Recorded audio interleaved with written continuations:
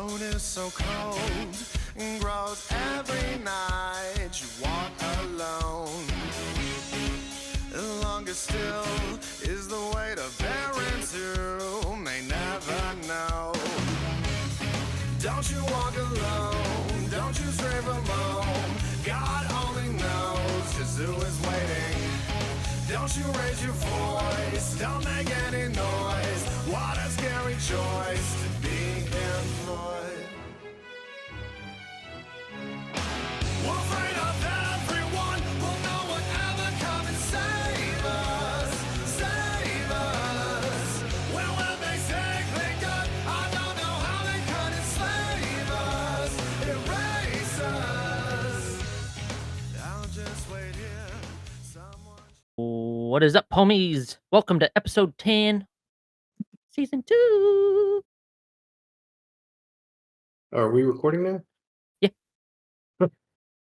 Are you live? Yeah. Oh, does that mean I'm live too? Yep. Well, We're all live in the eyes of Twitch. All right. It's been a while, Big B. How you doing, buddy? I'm good. I'm happy to be back in the saddle a little bit. Had a nice little several week hiatus. We did the Pod Wars, and then right afterwards we did our Halloween mashup special, and then and I took some time off. Yeah. Try to balance everything going on. It was good to be back. It's good I had a chance to, break away for a little bit, relax. Not that I ever let Clash get too stressful, but sometimes things outside of the game will do that too. And then, obviously work, womp womp. Who wants to be dealing with work this time of year, right? You just want to enjoy Halloween, Thanksgiving, holidays. Not to worry about work, but alas, here I am, and glad to be back, and got some Clash stuff to talk about today, baby. Oh, yeah. Especially with the Worlds coming up in a week or so. 2 weeks. 2 weeks. 2 weeks from today, we will know who the 2023 Clash of Clans World Champion is going to be. I'm pretty excited. We got a lot to talk about with the World Championship. Yeah. But yeah, so it's been a couple weeks since I talked to you guys. So actually, the last time we formally talked in podcast session was pre-Halloween. So how was your Halloweens? How was your CWLs? Tell me what's been going on, guys. My Halloween was pretty dope. I did a Halloween event for Mafia because it was on like Monday into Tuesday. So it was like we played 20 games. We started 20 rounds of Mafia. Yeah, we started at 2 p.m. my time, Good and then we ended heavens. at like I don't even know what time we ended it, but we played 20 games because like Carbon was like, "Oh, we're at 19. Should we play one more?" I was like, "Might as well." When else are you going to be able to hit 20 games in Mafia? And then he was giving away prizes. Like first place, he got like the Clash anniversary box, came with like the Brawl Stars hat and like the little statues and stuff. Beamer's got that, and I got a T-shirt that should be here soon. He got his What's box. the T-shirt? It's a P.E.K.K.A. Only A can use- P.E.K.K.A? Yeah, I can only choose two. Is like the logos of certain things and the P.E.K.K.A. I was like, I'll just take the P.E.K.K.A. one because I don't want the logos. Does it say "Hold my P.E.K.K.A"? No, it's just the P.E.K.K.A. like swinging their sword. Oh, what the fuck? Well, nice. Ghost Yeah. Night, anything interesting? You do anything interesting for Halloween? Didn't do anything super interesting. I just sat at home, played on Clash, watched some horror movies. Hell yeah. Ooh. You watch any Halloween specials that you watch? Anything you watch every Halloween? I mean, sometimes we watch Charlie Brown, but I didn't this year. But So I thought you were gonna go with something like really scary, and you went, Charlie Brown. the only horror movies I kind of watched, I watched this season on Netflix. It was the 28-day cycle. It was pretty good. Yeah, It has to do with ghosts and everything. Nice.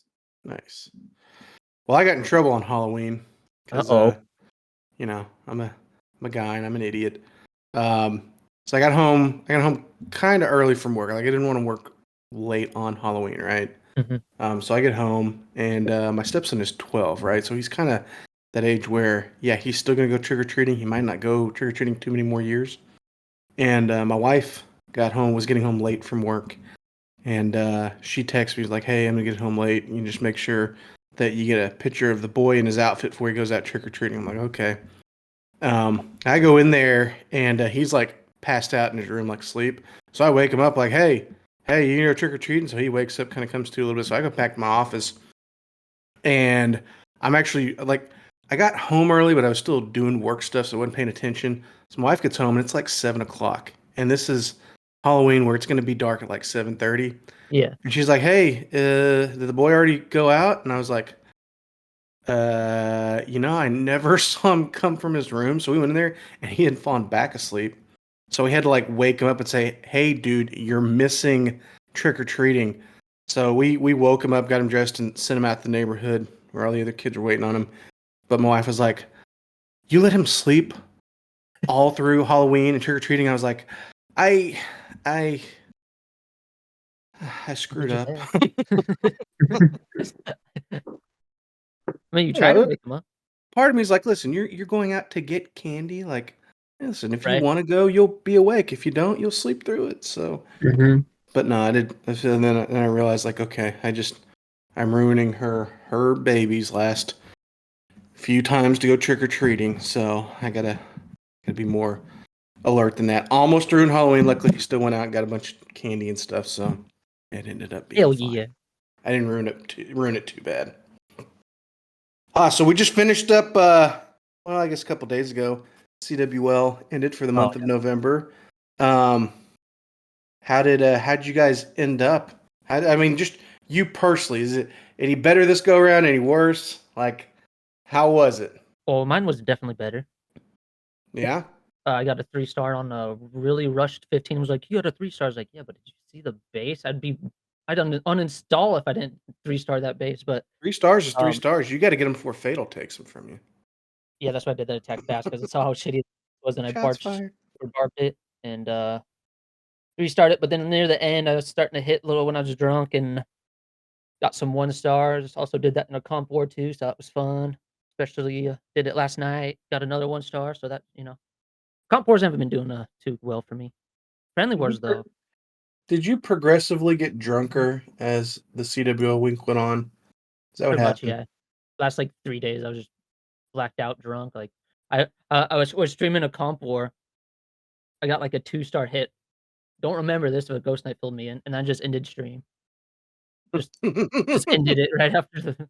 Yeah, that makes sense now, because like for the last week, because I've got notifications turned on when you go live. So I've looked down at my phone before and been like, ClashFan9 has gone live, and then it's like 30 minutes later, ClashFan9 has gone live again.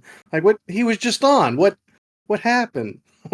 Yeah, me being drunk and not remembering, like, oh, I'm gonna go live again. Like, yeah, and then I But forget when I also, did live. Adams, strategically, shouldn't you plan to get less drunk as CWO goes on, so that you're in a better shape to end on a good note for the team, Probably. Adams?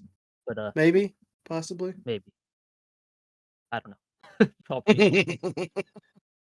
But yeah, it was fun. Well, Ghost Knight, how was your CWL? Was it everything you hoped and dreamed it would be? CWO went okay. I mean, had the 3 accounts over in After Dark.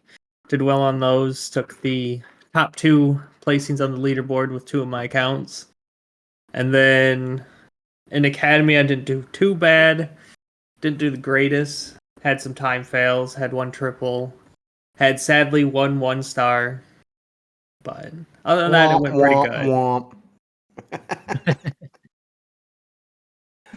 Well, I went out to take all of the pressure. I don't know, something about doing Champs 2 or Champs 3 CWL for so many months. Like, I don't know. I enjoy playing competitively at times, but CWL week, especially like when work's busy, like it was always just such a hassle. Like that was always the time of year that I wish, like, man, I wish we would just go do a fuck around CWL, or you didn't have to worry that much about it.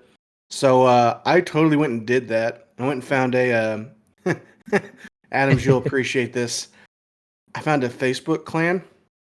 That was doing a Crystal 2 CWL, and a good group of guys. They're just friends are from all over. They're all U.S. based, right? But they're, you know, they took big breaks from the game as well. So, you know, they're not all maxed or anything like that. So I was like, hey, you know, I need a place really, I needed a place to do clan capital in because Right. doing that in like an unprogressed capital really sucks.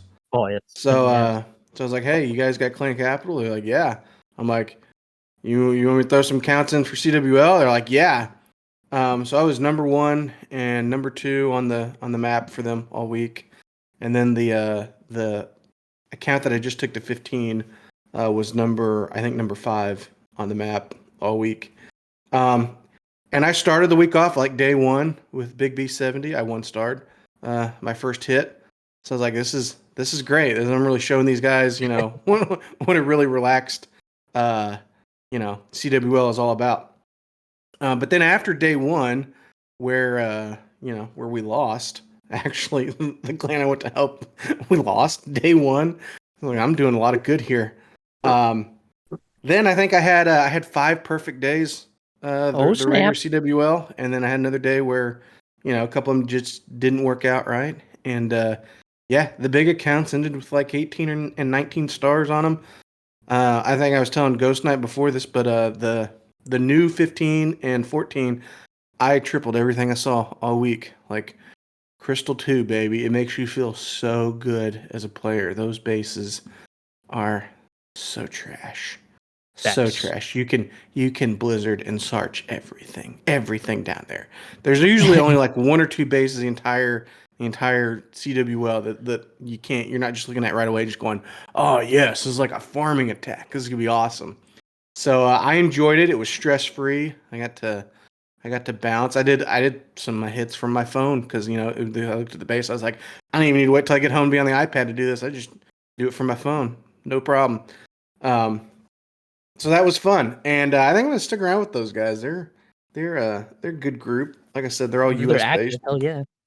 Yeah, I mean, there's enough active guys. I mean, there's only a handful, but there's other guys that have multiple accounts in there, so it's active. One thing though that has already kind of thrown me off, right? Because I've already gotten promoted to co-leader in Oh, 2 snap. weeks. They're like, oh, he's so good. Let's give him code. The Stringer's Well- coming in. We better promote him so he stays.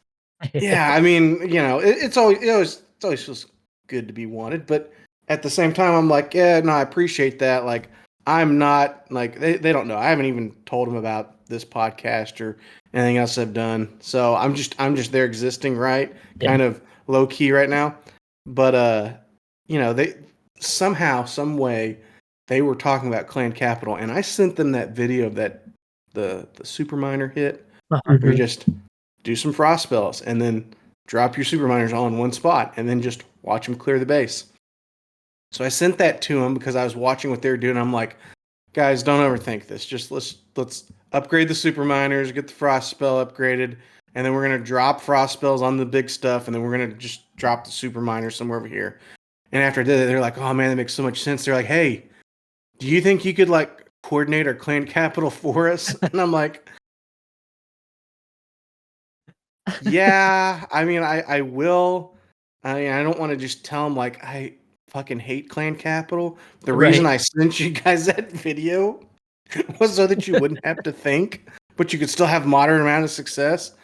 So then I was like, okay, yeah, let me take a look. So I went and found some of those bases that I think I sent to the academy a couple weeks ago, whenever they first started allowing you to load base layouts for Clan Capital. So I went and found some of those and uploaded them to the new clan. They're like, oh my god, did you come up with these on your own? And I was like, no, I just copied these from somewhere. Like, oh man, this is great. So yeah, so far so good. It's you know, like I said, they've got a Discord channel, and this is how these guys think of the game, right? So they're organized enough to have a Discord channel where they chat and they're active and they're always talking about stuff. It's not Clash related. They're always talking about something. Yeah. But I went through like everyone in there to see, all right, how many mutual servers do I have in common? Like, are any of these guys also like in the r/Clash of Clans server, or are they in any of like the content creator servers or anything like that? And in every one of the clan, I have 0 mutual servers with. So they exist on Discord for their clan and their group, and that's it. And that's Nice. it. They probably don't even have any idea that Clash of Clans podcasts even exist. So I don't know when I'm going to tell them. Maybe that'll be a bit we do. But there's so far, I'm just Big B who has way too many accounts. Just enjoying being another casual. Yeah. And listen, like Oh, I see you guys doing all the friendly wars, and you know, I don't mind watching, especially if I'm doing work stuff at night. But I'm not gonna lie, like there's not a single ounce of me that feels like, oh man, you know, I should go over, hop in, and join one with them. Like, no, I really don't. Like not that I don't want to, you know, hang out with you guys, but like do a friendly war and like practice hits. Like, you know, no. Like actually, what you know what I did? You know what my newest like trend to do in the game is? I went back to one of the Town Hall 12s I never use, and I just started running Lalo and farming just cause. Just you know, I never tried it really at this level too much, but I'm gonna try it just to see. You know, just because running over bases and farming is fun to me. You know, weird. I have weird tastes, right? Okay, it's weird. All right, I get it, but that's entertaining for Yeah. me. So Ghost Knight's OP at Lalo at lower town halls. Yeah. Adam was He's- surprised how swagging the wardens and Dragging the Warden, the King, Queen. Queen ability, like just destroying bases, hitting up on some occasions. They're like, dude, what the happening here? that's always fun. Meanwhile- When you get to the end of the attack, you realize like, oh man, I never popped the warden. yeah, I didn't need to pop the warden. Yeah, I was watching this hit. It was like, oh, nice. Save the Warden. He's like, yep. and me, I'm Oh, just used to it, so casual. I'm just Yeah, he's like, eh. He's like, yeah. I was like, okay. Adam's over there. You didn't have to use the warden. What the heck? And I was like, yeah, that's normal. Like, Are you It's doing that in not Wars, 11 and Ghost 12. Knight, or are you doing that in farming? no, CWL. in Oh, After God, Dark. dude. Yeah, he's just over there just swagging. I was like, dude, I would have Mhm. hit that Warden ability as soon as I saw the balloons get targeted. Yeah, no, I would say I just do like a Sui Lalo with the queen and use Nice Golem. Yep. Yeah, No, but- I don't know why, and maybe it's just because I'm super immature. But I like using Lalo like Town Hall 12 just for farming, right? Because especially with no troop costs, like who cares what you run it? But you get some really rushed bases, you get some really abstract bases you can hit. And Lalo, if you do it right, like you swag the majority of your spells a lot of times. Mm-hmm. And when you're doing that in farming, I always like making, you know, figurines out of my spells that are left over in the middle of their base. Like, you know, the obligatory cock swag in the middle of their base. And I always do that and I'm thinking like, I wonder if they're ever gonna watch these replays. And the funniest part is like most of the guys, like if you get tripled in a farming attack, like are you watching those replays? Like when you log into the game, like, Yeah. oh man, someone tripled me. Are you watching that? No, you're never watching it. But I'm always like, someone out there is gonna watch it and be like, this is an obscene shape with the spells after that hit. I was gonna bring that up. And- So that perfect war we got, right? I went against the Town Hall 8. And I don't remember the army. I think I was doing hybrid or some shit. Wait, you went against Town Hall 8 with what? Your Town Hall. Town Hall 11. Just all that was all that was left to To be hit. fair, that was pretty much his mirror Yeah. that he had to attack. Oh, so you guys, so I'm gone now. You guys are back to hitting mirrors, right? Poor almost hit my leadership, mirror. guys. Come on, No. what are y'all doing? By the time we were starting to hit, like everyone already did their hits. It was Yeah. him, I, and Wookie had his attack left, and that Yeah. was the end. And we still had like 10 hours left in the war, and everyone already hit and tripled. But I made the beautiful balls and cock with the spells because I had all my spells left over. So I did drop the hills or whatever, and then use the rest to. Did on you the- give it a nice little hook? Yes, I did. That's the good one is when Mhm. the spells don't go straight up. They kind of give it a nice little Yeah. hook over to the side. I was more And he worried about forgot the getting. most important swag. He forgot to start dumping the rest of his troops that he had left over. Oh, yeah. So 'Cause he I had was to go just back and delete heroes. them. And I was like, start dumping your troops, man. Nope. I was like, no, I'm more concentrated on Mhm. dropping the spell so it looks good. So let me ask you guys something. This kind of segues into the our first topic, but Did you guys, as you guys were getting ready for this last CWL, did you guys feel like, man, I'm really going to miss these damn mashup troops that I've been using almost exclusively? And man, I might be out of practice a little bit with the regular ones. Was there any of that feeling with you guys at all? No, there really wasn't. I was actually kind of played it smart, I feel. I was becoming a brand new Town Hall 15, as everyone knows. So I stuck with the Super Barb attack all the way through. I did not use mashup troops on my Town Hall 15 at all. At all? Nope. The only Wow. ones I used mashup troops on was, at that time, my Town Hall 8 and one of my 12s. Listen, that's very disciplined of you, okay? And I get it, but the mashup troops were fun, dude. You I had my fun and enjoyment at the lower town halls, Oh, just yeah. wrecking bases. So I was just like, yeah, I'm just gonna keep pushing. So as soon as CWL hits and everything, I have the best chance of getting those triples. But Ghost Knight. Okay, so not the same month that they did this event, I took one of my 14s to 15. So brand new, right? And with those stupid mashup troops, I was tripling max 15 bases, and I was 2 weeks into Town Hall 15. I mean, felt like a god in the game, dude. I'm telling you, you could have had some of that feeling. I get it though. You know, you don't want to become too dependent on them. That's honestly in years past. That's why I never used the Royal Ghost, because I'm like, this is gonna it's just gonna ruin everything else for me. Yeah. But because there were 4 different ones this time, I was like, man, I really want to. And like I've said before, the dang witch golems were so up my alley. I wish they They kept were them in. so much what I wanted to do. I mean, that's all I ever wanted to do. I only ever want to do smash attacks with troops like that. Yeah. So having those back was just, it was too much for me to resist. So I think they should have kept them. I know. Right? Obviously, give them like a massive nerf because they were strong as shit.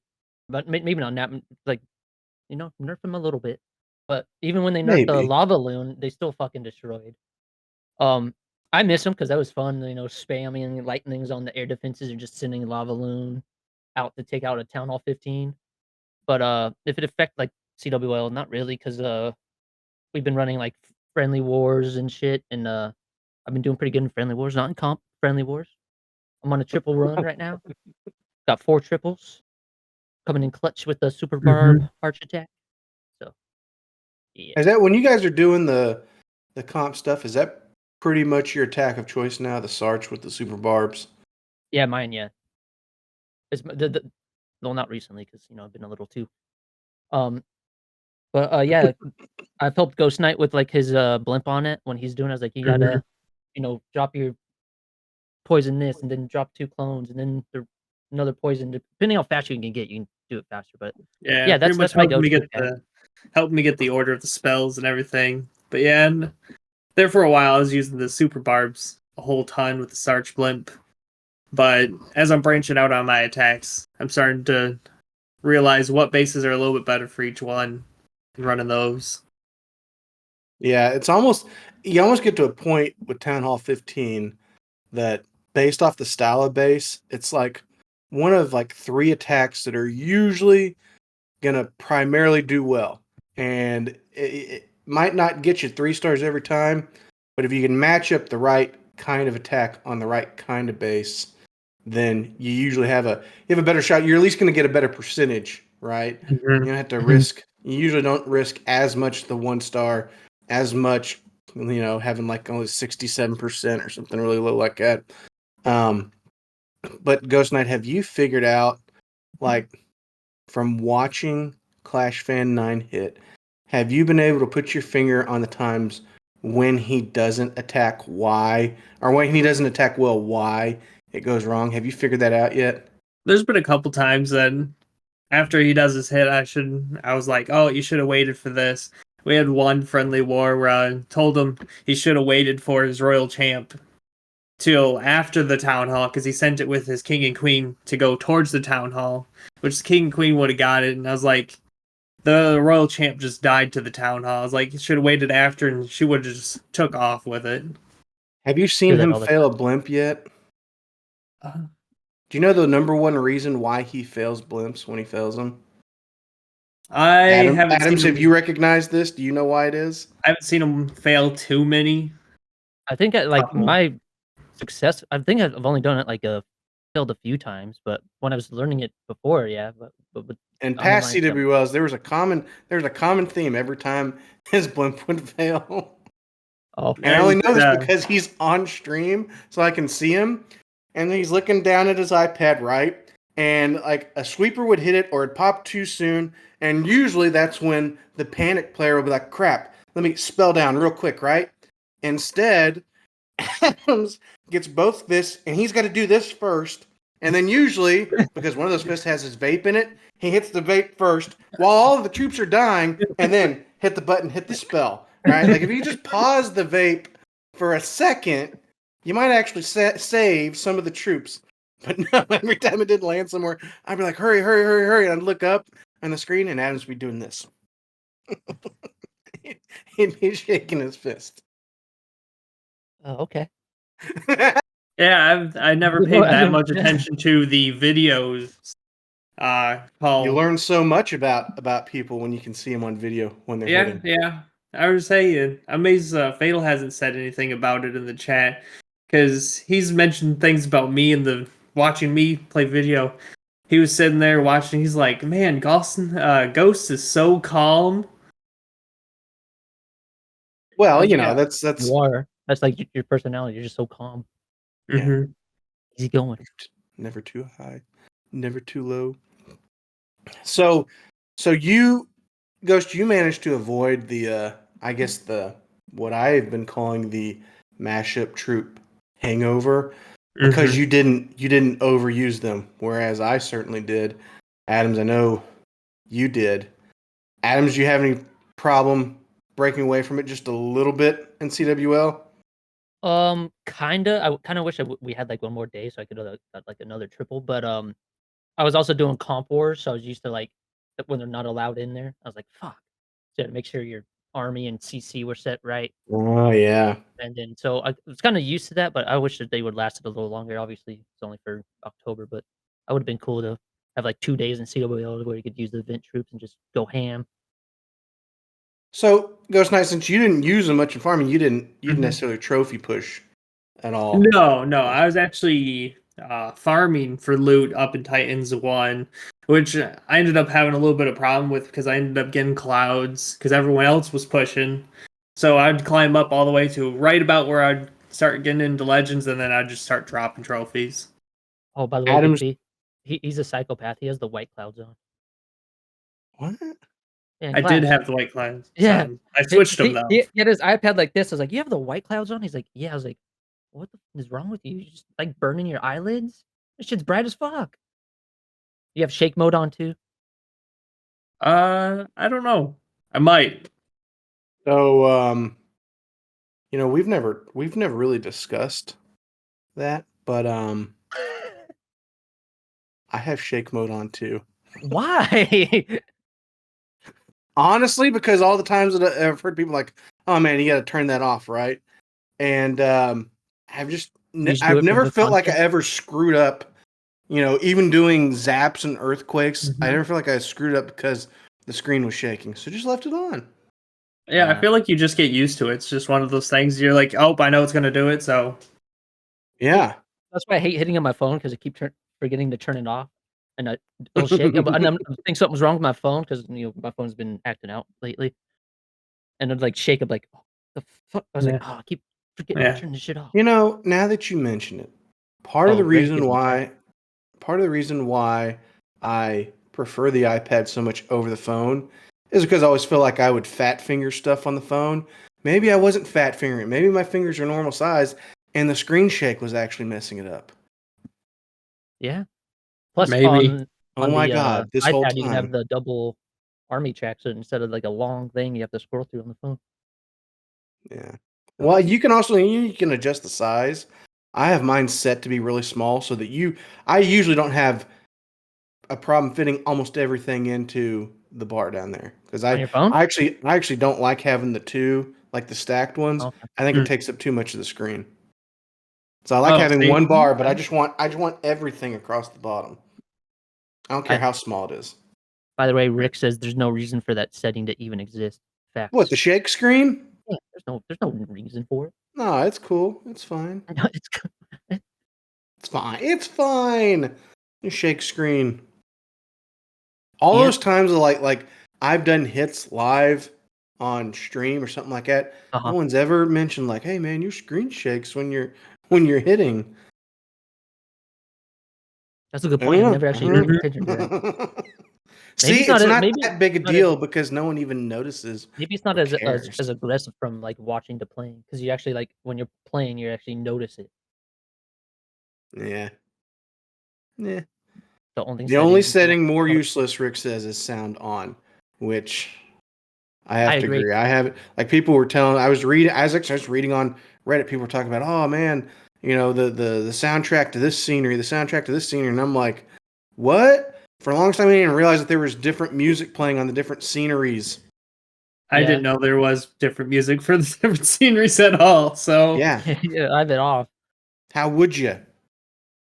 I even have game sound off. Yeah, game sound sucks. That's the worst. I know. I was watching Eric stream once, and he was like, "Oh yeah, it helps you to do this." I was like, "I don't want to hear it.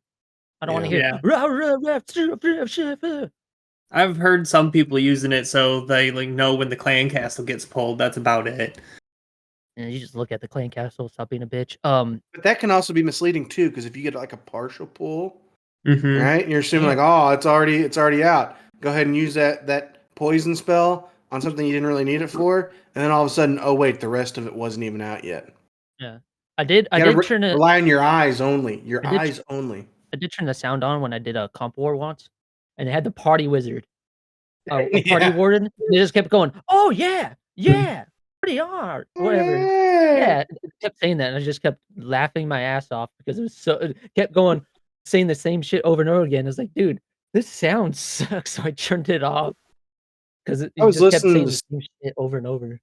I was listening to someone stream during the mashup event, and they were using the whatever sound the wizard hog rider made, which honestly I never heard in game because I never heard the sound on, but they were making the stream, and I was like, what the heck is he doing? And it took me a minute to realize that other people in his chat knew he was making that wizard hog rider noise, whatever that one makes when you deploy it. But when I just heard it by itself, I'm like, that sounds weird. It's like, what's this guy's deal? Why is he making that weird noise during his stream? He was just mimicking the sounds from the game that no one should ever listen to. There's no point. I didn't even know it made a sound, bro. Gosh, have you heard like Darian is really proud of the fact that like he does some of the recordings for the sound for the hog rider voices. Like he's really proud of it. And you know, like that's one of the biggest wasted talents out there. Okay? Oh, I make great sounds for the game. Congratulations. No one listens to it. But I'm sure it sounds great, dude. Yeah. Happy for you. So as we recap that mashup event, which I know we're 2 weeks almost without having it, and I still can't stop thinking about it. Yeah.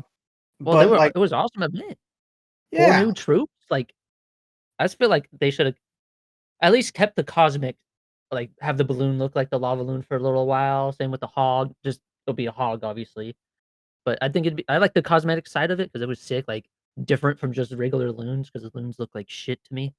And I thought it was cool. Just they should have kept the cosmetic version, or even just kept them in the fucking game. So, because we need new troops, new meta. I know. Yeah. Well, and listen, the variety of doing it, obviously, them being so overpowered, that was fun. But just having something new and different, which is always kind of the challenge in the game, right? You got an 11-year-old game, and a lot of people who've been playing it for almost a decade, and you got to find ways to try to make it stay interesting, kind of keep it fresh, right? Yeah. And 4 new troops you never used before, you know, even if they're not completely overpowered, just having something new definitely did that.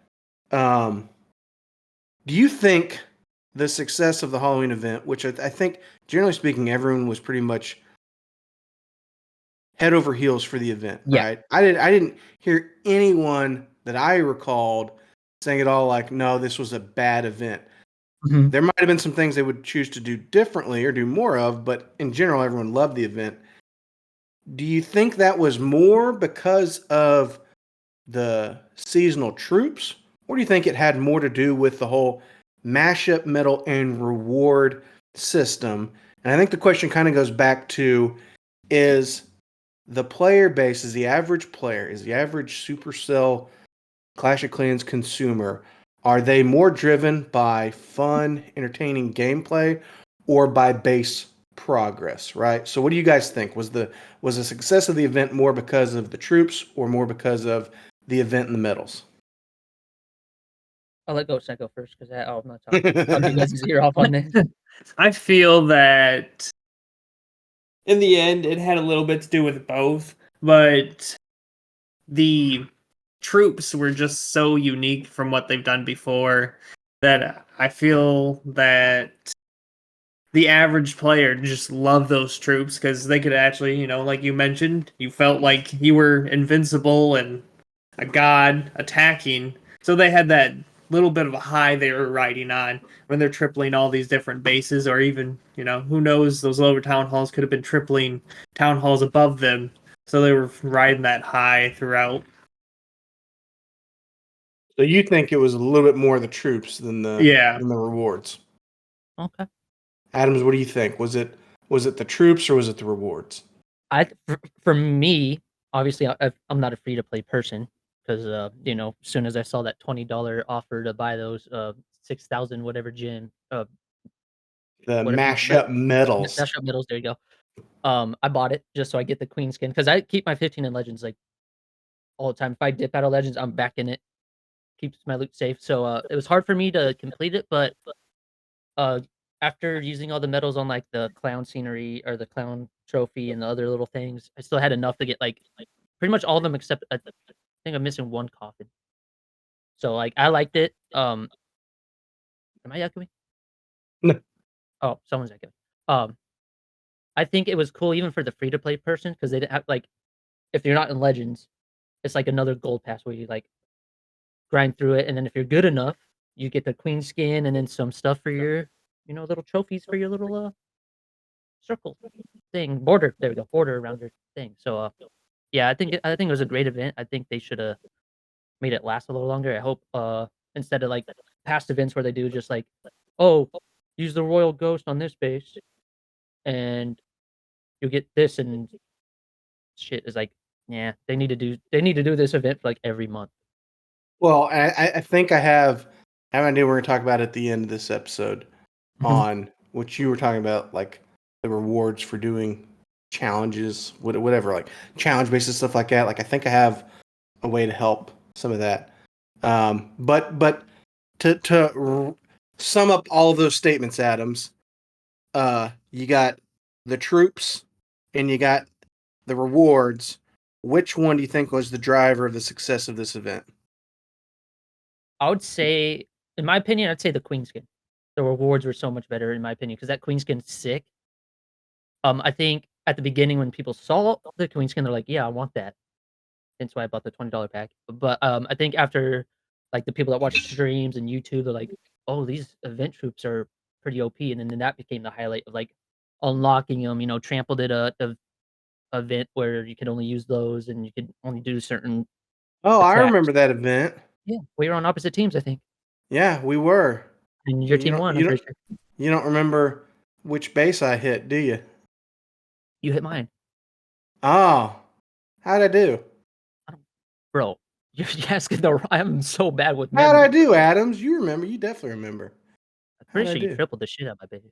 Yeah, You fucking destroyed yeah, it, and I think I yeah, tried I to hit your did. base, and I completely Yeah, I fucking did. And you ran that same base from the Pod Wars that you were just the toxic one. you were just so confident in. And Mhm. I was just like, I'm so tired of him complimenting his goddamn base. Like, I got this fatal base. It's undefeated. Like, God, I fucking hate your base. I'm running Lava Loon all over it. What's funny about that base too is like after that, I still used it in Comp Wars, and like someone did Super Bowler Smash and dropped an invis instead of a jump, so it God. defended. And then another time it defended all until one time. They like had one cannon up and they're like, "Oh, this is destroyed." They did some weird hybrid like attack. It like their whole team did that same attack. It was like it wasn't like your hybrid. It was like it was mixed. It was like it was weird, but they're really good at it. So it was like a weird hybrid. And that base's Hybrid, defense, hybrid. other than lava loons, which ran over every style base, that base does defend pretty well. Yeah. Yeah. I should have run lava loon during the pod wars, so I could have really rubbed it in your face then. How mad would you have been if I tripled it with lava loon during the pod wars and then did it again during that event? I would have been like, "Oh, okay." You're You know, I was fucking my base, pretty man. gone during there. Like, you know, my attack sucked even more than Yeah, you might not remember this. You actually streamed my hit live. well, yeah, because wait. In fact, Oh yeah, in on fact, triple damages, yeah, because I was streaming. in fact, you during my hit, you even said, "Oh, Big B's gonna get a penalty because he's supposed to use the mashup troops for his second hit," and you had already forgotten that I had already done my first hit with the other one, and you had Yeah, streamed that live. yeah, I remember you're in after the hit. You're in the chat like you didn't read the rules. I was like, well, it doesn't matter because my team's fucking up too. Because they kept using like the super the barb archers in their first attack. I was like, no, you're supposed to read the rules. It says. But yeah, I think you guys won in it regardless. I wasn't really paying attention. I know there's a lot of penalties, but Yeah, that was a fun, tough though. one because everyone was excited about using the troops, but trying to use a combination of two of them to where you're actually having to use both of them in a hit, that that tripped some people up. Well, he also did it in a way where you could like he said the minimum, like he give you minimum like minimum this, so like it'd be easy. Yeah, But he had to make it a little more simple yeah, for us simple minds the out only here. thing that was annoying to me is like in clan chat you'd see what are the rules? What are the rules? It's like read the clan mail. You sent clan mail out. Do you not We see have the little red Discord for a thing? reason, guys. Well, you have Discord and then you have the little clan. You literally sent clan mail like first hit you have to use this, second hit you have to use this. Boom. There's the rules. Plain simple. There's only two rules to follow. You use these troops this one. No. I was just proud of myself for renaming your team Mashup to a Team Mess Up. You know, because couldn't figure the rules out. You couldn't, dude. Like every time I was in, I was like, dude. Like obviously, I know when you stream a war, you're not supposed to show clan chat, but in that time I did. I was like, bro, come on, read the mail. So I really feel like this event, and in my opinion, is that the troops were the different makers, and not to say I didn't enjoy the event or the rewards as much too. I certainly did, and I love getting new decorations, cosmetics for bases. Like I spend way too much money on that stuff for some of the bases I got anyway.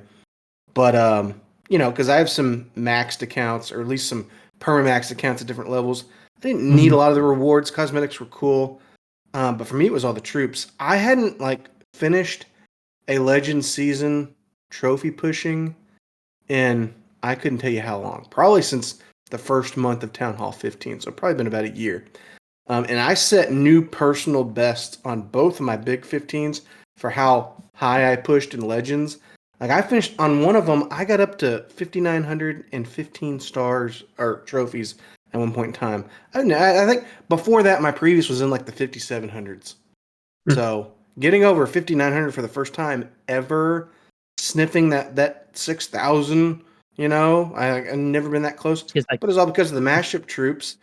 Now, I do have to say that part of that too was that the event had that training boost. Oh yeah, I remember.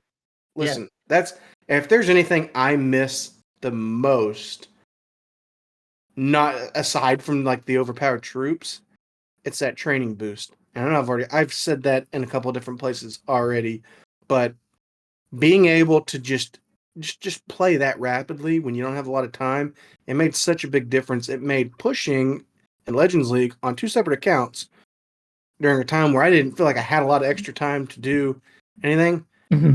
That, along with wanting to use the troops, wanting to use that style of attack, and didn't feel like I had gotten to do much 10 on 15.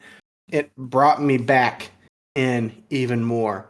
Although having said all that, I don't know. I feel like with those troops being so overpowered, even if I didn't have the training boost, I might have still found a way to work in Legends hits. My only regret is that I didn't do hardly any trophy pushing the first half of the month. So when those troops hit after CWL, and I think we had what was it 2.5 weeks or maybe about 3 weeks for the event total. Like it was a little over 2 weeks. At the point in time that they started the event, It was I was yeah. at like 5,000 or 5,100 cups because I hadn't been doing my hits, right? So if I had started out in a better spot, I feel like I could have pushed a lot higher with them, even more so than I did. But yeah, all that set to say, I think the troops were the bigger deal for me, and it's got me where I can't stop thinking about when will Supercell do something like that again. And I guess the bigger question is, as Supercell looks at the success of that, how often do you think realistically they can get away with doing that?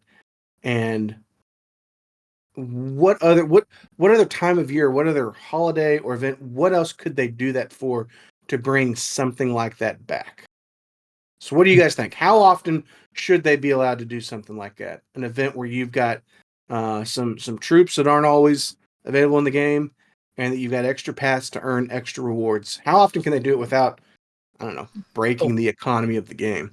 I would say if they did it for like major holidays, like Halloween, maybe not Thanksgiving because Worlds they can't really do an event during. I guess they could, but the teams in the world would kind of miss it a little Instead bit. of having a witch golem, you have a turkey golem. There you go. And it spawns little turkeys. Yeah, I agree with you, Queen D. I'd say do like I like the Halloween one. I'd like to see him do a Christmas one. Just see like maybe do like something Christmas. I couldn't tell you like I don't know. Maybe you can do like a reindeer troop or something. Not the freaking little what was that one that was on like a reindeer that they had that like went through walls. It's kind of like the Hog Rider. The Ram Rider. Yeah, the Ram Rider. I don't really like that one. Ram Rider was awesome. What are you talking about? This is just a Hog Rider that could go through walls. I would like to see maybe one for like New Year's too, if they could do that. But obviously can't overload it, so maybe just like the big ones would be sick. So if you're thinking just major holidays, you're thinking Halloween, Christmas, New Year's right up against that, so maybe not New Year's. Yeah. What do you do one for Valentine's Day? You reading chat. You do one for Easter. You do one for.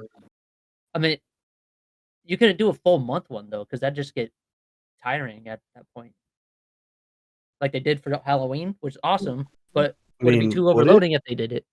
That's the thing. Would it be too overloading? Like you could do the Chinese New Year or the Chinese New Year. the Lunar New Year. I mean, I'd probably bring more interest to the game if they do a month-long events.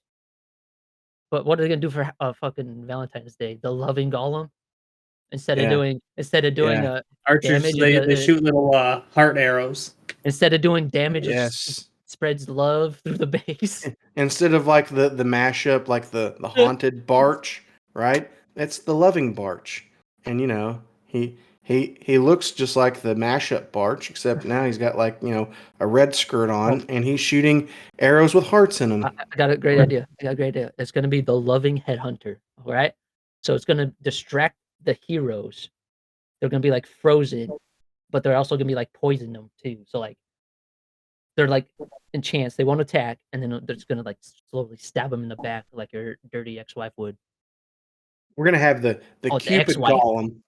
We're gonna have the Cupid golem, which is like instead of spawning a bunch of Larrys like the witch golem did, it's gonna have little archers that are shooting bows and arrows with hearts in them. It's the Cupid golem, right? We can run this back time and time again. But That'd I be do sick. like I realize that logistically it might not make sense to do every holiday in some event like that. Yeah. But I don't really give a shit. I want it. Yeah. I feel like they could get away with it 2 times a year, Halloween, Christmas. I feel kind of get those 2 holidays. Your 2 big major holidays. An idea, thinking about it. Christmas, they could do like a ice golem, but he instead of like skeletons or something, he spawns up little ice yeti Elves? mites, Or elves would be kind of cool. like the Frosty does, and they'll just kind of go out. Oh, the elf golem or the elf golem or the elf Mhm. goblin. Yeah. There you go. Yeah, instead of like throwing spears and stuff, they're throwing candy canes. I don't know. Yeah, Like, that'd be Um, that would work. Queen D in chat said Cupid Witch yes, for Valentine's Day. That's a good yes, yes, please. one. I mean, we can go on for. We could have like a witch spawn like little reindeers or something. I'm thinking about what I realize a whole bunch of events. I don't know. Does that make the game too much of a gimmick? You know, if every couple months you've got different troops that are just changing how people farm, how people do wars. Oh yeah. Does that cheapen? Because I know a lot of people didn't want to do regular wars during the mashup event because the offense was too easy, right? Just ruined your warlog. So maybe that's an amendment. Maybe it's seasonal troops for doing special challenges in the game and for farming. You know, maybe they're not allowed for war attacks, so you're not throwing it off. But something to help give you some enjoyment. I don't know. There's a lot of things they can play around with. Yeah. All I know is this: you've got 4 updates every year that are spaced usually about 3 months apart. Generally, not always, but generally, right? So they want an update about once a quarter. The time around updates, usually that gives you a couple of weeks of people just playing with new toys, adjusting to whatever the new stuff is. And then you got a couple months where there's not a lot. And the way they've spaced it out, there's always the biggest break in that between wherever their December update is and wherever that spring update is. So you remember last year, we got a December update. So we got Town Hall 15 after Worlds. That was in, I think, October. Then 2 months later, they gave us an update. And then there was a long time while they were working on Builder Base where we didn't get anything new. And that was like the frustrating time for a lot of people, right? There wasn't anything fresh. You got to remember, that's a lot of your consumer base. Like they need something new, something fresh, right? Mm-hmm. And you're trying to bridge that gap with entertainment. You can try to do, this is when we're going to promote like community tournaments in the pro scene, but not everyone's into that. Most people are not watching Twitch. Most people are not even watching YouTube if they're playing the game. They're in it to play it. True. Yeah. But if you bridge some of that gap in between there with an event like this sometime in the spring season, that helps get you to that next checkpoint of having some sort of update, because that's when the traffic in the game goes up the most, is around the updates. Anything you can do, even if it's a little gimmicky, to put other seeded points in between those updates to keep people coming back, it helps keep the game more fresh and active. And if you look at it like this, right, you got over a year's time, you got 4 points on the map. And each point on the map is where you've got an update, where you've got about a week leading up where there's sneak peeks, where people are coming back because they're like, okay, I want to be ready for when the next update drops, right? Yeah. And they're doing sneak peeks, so I know it's coming. And then after the new update, a lot of times you have a week or 2 after where everyone's got the new toys.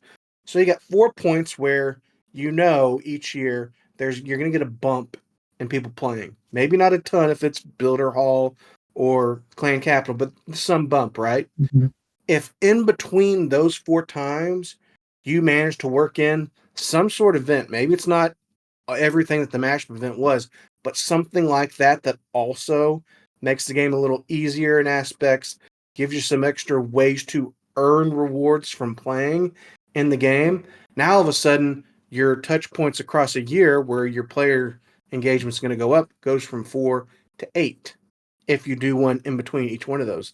Then if you look over a year's time, right, and you got 12 months worth of time to fill up, you've got something really entertaining Yeah. people at least 8 times a year, then there's a lot less things you need to fill in to just keep the player base constantly entertained, which is the biggest challenge now because information's so quick, because people are so instant gratification on what they're getting. That's the toughest thing to do now. But if you can find a way to do that, you can stop some of those long gaps where people, once they get a taste of leaving the game and not playing, it's tough for them to come back. And if you go 2, 3, 4 months, no update, no new material, people just doing the same old, that's when you start losing people. Yeah. You want to read OG's thing? I don't want to fucking. So hear me out. Have a 4th of July event where they have an American flag skin, new base, and American Uncle Sam that's kind of like the Ice Wizard and Gollum mixed. I'm all for it. I'm in America, so I'm for it, but I don't know how other people in different countries would. Could you imagine? Could you imagine like people living in countries that have been oppressed by the United States? Being like, oh fuck! What the hell is this? Could you imagine? Could you imagine them waking up and like, hey, the new 4th of July event? They're like, what's special about the 4th of July? It's the American Independence holiday. Aw. Oh, damn it. They would have to. They would probably have to make it just so it's for American players if they were gonna do that, because they'd lose so many people. Probably be fucking pissed. Yeah. Yeah, you probably have to just stick to like the global or the globally accepted holidays for the most part. Well, in Finland, the worlds are during Thanksgiving here, and it was like, oh, that's shitty. It was like, not really if you ate your family. It's funny you mentioned that because we wanted to talk about the World Championships next. Now, I wish I could have the questions up, but my PC's been effing up today, and I don't want to have too many tabs up so I apologize on that end. well, don't worry, I got you because there's some interesting. I threw in some stats in here. I took a page out of Trample Damage's playbook and did a little bit of inside the numbers for Worlds because I realize. I mean, I don't watch every competitive match, so I'm trying to build an opinion on what to expect 2 weeks from now when they're doing the World Championship. Yeah. I don't know everything there's to know. And even though I know you guys watch streams, you guys pay some attention. Obviously, you play a little bit competitively. You don't know everything there is to know about most of these professional teams, right? Mm-hmm. Yeah. So I figured that for the novice out there, for the person who's thinking, okay, I might Thanksgiving weekend, right? Black Friday, the Saturday and Sunday after. I don't have much to do. I don't want to go shopping. I'm going to stay in, just binge watch TV, some Christmas show, something like that. Maybe I want to flip on the World Championships to see what happens. Maybe it would help to talk just a little bit on like a quick guide on what to expect for the World Championship. And maybe even like a dummy's guide to here's who's playing, right? So I can tell you the little bit that I know about them, and we can talk a little bit about these stats, and then maybe that will give you a little bit of for the listeners out there who don't know some of these teams, don't know some of these players. Maybe that'll help them get interested, and we'll have really good viewing for the World Championship here in a couple of weeks. But to your point, Adams, it's over Thanksgiving weekend. Now, I don't know about you guys, but I know for me, I got fucking work that weekend. Because in my world, that's some of my busiest time for work. So I'm gonna have to work it in. But I do understand that the time for this, for us in the US, is super early in the morning, right? Yeah, it's like I don't know what time it is for me, but yeah, it's super early. I know. I looked at the schedule, and if I didn't, maybe I saw it wrong, but I'm pretty sure that for our time, it's gonna be early in the morning because they're doing the Clash stuff, then a break, and then they're doing the Clash Royale stuff after, which is the same way they did it last year. When they did it last year, it was super early for us, and then the Royale stuff was on like in the morning and early afternoon over here. And I thought that they might flip that, right, and do the Clash Clan stuff later and do the Royale stuff early, and they didn't. They kept the same format from last year. Um, So I think it's going to be early in the morning Queen for D us. said 4 a.m. Eastern, so that's 2 a.m. for me. It's 3 a.m. for me. Oh yeah, because you're an hour ahead of me now because of daylight saving bullshit. Yeah, my God. Yeah, that would 7 make a.m. for for an you. How's that 7 a.m. for early. me? So They're 2 you hours behind. guys, Wait, they're 2 hours behind. That's not 7 a.m. for me. If that's 2 a.m. Yeah, I'm right, Rick. That's 2 a.m. for me because they're yeah, behind. Rick, remember this is when he goes to a weird freaky deaky mountain time. Well, no, yeah, because right now it's for Rick. It's Adam, 11, Adams, what time does your clock say right now? 12, 13. Okay, yeah. So you're 1 hour off from Central Time right now. Yeah, So you're I'm in 2 hours off from. Mountain Time, not Pacific Time right now. I'm not gonna cut it out. Did you not know my? Come on, I'm right. It's 2 a.m. for me. Okay, so super early in the morning. Ghost Night, you gonna have any 3 a.m. wake up calls to watch any of the worlds? I mean, luckily I have it off because of the holiday. We don't work, but probably not. I'm gonna tell I'm you No, not what. you gonna ain't be got anything waking else up to do. that Get up early. early. That's my time when I don't have to wake up. That's my time to sleep in because I'm normally climbing in bed at like 2 a.m. I'm gonna tell you about my plan right now. I'm gonna wake up at 1 a.m. Get some vodka ready, get some whiskey ready. I'm gonna sit there and watch the whole thing, even the Clash Royale shit. I'll get ham. I'll stay up for the 2 days straight just drinking. Don't give a fuck. All right, we're having some disagreement on what time it starts. So I'm gonna Queen D just look. said. Queen D said it would be 2 a.m. for Adams, 1 a.m. for anyone on the West Coast. So I was right.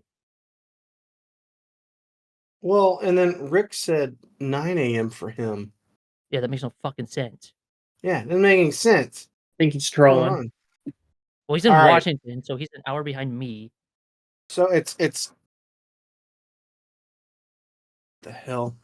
I'll be there, goats. So how's that 9 a.m. for you? Oh yeah, he'll be there. That's right. Oh, he'll be at the event in I Finland. forget. Why I always forget about that. I always forget he was gone. Oh, Big B's having technical issues. You good? The fucking speaker over here just started going off for no reason. Oh, you know what it is? I took up to the computer and I pulled up the goddamn Clash Fest website, and that's the background noise for it. So Rick's gonna be in Finland during it. He's going to the Worlds, so that's why he says 9 a.m. for him. Oh, that Yeah, he turd. threw us off with that bullshit, and I'm not editing that out. Rick, it's gonna stay in. I'm going to it in Helsinki. I don't have a passport, or I would go and spend all my money on booze and get hammered and probably get kicked out. That'd be a good content for the podcast. So 9 a.m. Anyway. there, yeah, that's super early for us. I don't know, but each day, like the whole program is usually like what 4 or 5 hours to get through everything because each match with the prep and everything is about an hour. Yeah. But then they do like segments in between, and they got a bunch of matches to go through. So my plan, depending on how it goes, is on Friday and Saturday. I'll probably just start watching whenever I get up and until I got to leave for the day.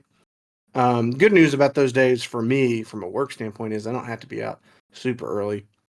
But then on Sunday, depending on how it goes, I might plan up on just getting up super early and watching it, just because I don't know that's the one that's it's obviously it's the World, biggest yeah. tournament of the year, right?